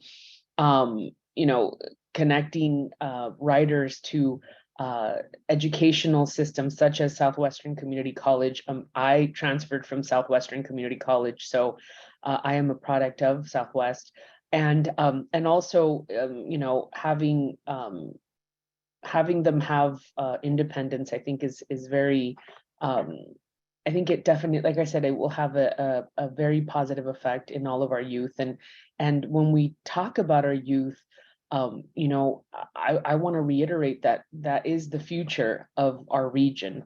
We are speaking about the future elected officials, the future employees of our region. So I just said elected official because hopefully somebody decides to run from all regions, right? But I'm just so joyful for this, and I want to make sure that we continue fighting for these youth opportunity passes, as they have just been instrumental. And I'll stop talking, but very happy today, and thank you for the time and the consideration, Chair. Thank you, Vice Chair Hill. Thank you, Chair Shu. Completely agree with my colleague, Councilmember Moreno. This program needs to be expanded. It needs to be made permanent, and I'm going to work very hard to make sure that's the case. And I would call out that MTS Route 44 runs right through my constituency. As Councilmember Moreno pointed out, the Route 709 connects to Southwestern College. Route 44 has USD and runs right next to Mesa College, right outside my district. So, and it also looks like Route 215 connects over to right next to SDSU. So clearly students are using this, and that's great. And so let's expand the ages. Thank you. Any other real quick comments? Okay, Mayor Sanchez. Okay, thank you. Well, okay, so I was a student in Rhode Island, in DC, in San Francisco, and the student, you could buy a pass for $30. You could go anywhere. So in the next step here, right now, you had to have it free so that people would realize what a great alternative it is and get people to use to the idea of taking a bus, and then bus or whatever other transit. And then the next step will be a low cost student pass. Doesn't matter if you're 18, 24, whatever. I was a little older as a law student, but it was great. It got people to use it, not an empty, like Hassan said, Right. An empty bus or whatever, full. And you got to find that middle ground, but definitely for a student rate in the future, $30 or something. Thanks. Councilmember Contreras. I have a question regarding the highest ridership. Is that in any particular order? Are you talking about the 5 routes that we showed? Correct. I don't recall, but those were the 5 that stood out in terms of highest number of riders and the highest % increases from before the program. Awesome. Yeah, I mean, I just want to shout out North County. I mean, the 303 bus. And I want to say just real briefly, we don't have enough frequency on that bus. So again, this goes back to not having enough bus operators.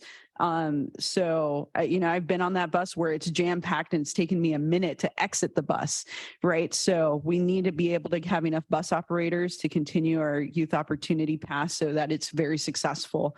And then I just want a clarification. So does that mean that the 18 and under will be extended to June 30th, 2024? Yes. Okay. And so there's dedicated funding for that. Yes. Okay. But not yet for 24 and under. Correct. We're still searching for funding for that portion. Okay. And the last comment that I will say, will be very brief. The YOP, 100% excellent. I hope it continues in perpetuity. With that, it would be really awesome to fold in family discounts, because if you're already, maybe the youth can bring their parents into this situation, right? And that could be a way for families to travel at a lower cost that's more competitive than driving in a vehicle, regardless of what the price of gas is, right? So just want to throw that out there. I'm sorry, Commissioner Naranjo. Thank you, Chair. And I'll just be real brief because I do associate a lot my comments with Councilmember Contreras and Mayor Sanchez, and just that I think this is great. This is exciting. This is building an infrastructure of the future, because hopefully I won't have to be supporting my children for transportation, that would be all free, paid here. And so I think my only question is for advocacy on the state, because I know there's state efforts to have a budget to pay for this. So, and I know we're in a deficit. So if we can have to the Transportation Committee, how we're gonna be advocating to our state legislators and to the governor on how we can get this budget, permanent, not just temporary. Yeah, there's currently a bill in the state legislature that would provide certain funding for a pilot program across the state, similar to our program. I believe it's AB 610. AB 610. That is, I believe, included in Sandag's legislative plan or at least will be something that we look at supporting later this year when it comes back to us. Great. I don't see any other hands up, and that's it. I'm going to just make one last comment on this item that I've been advocating for a long time.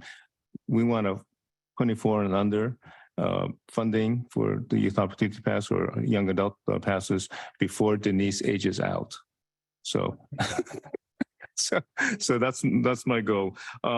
Any case, I'm going to go ahead and close out on this meeting. So this is going to adjourn, but let me first make an announcement about our next meeting.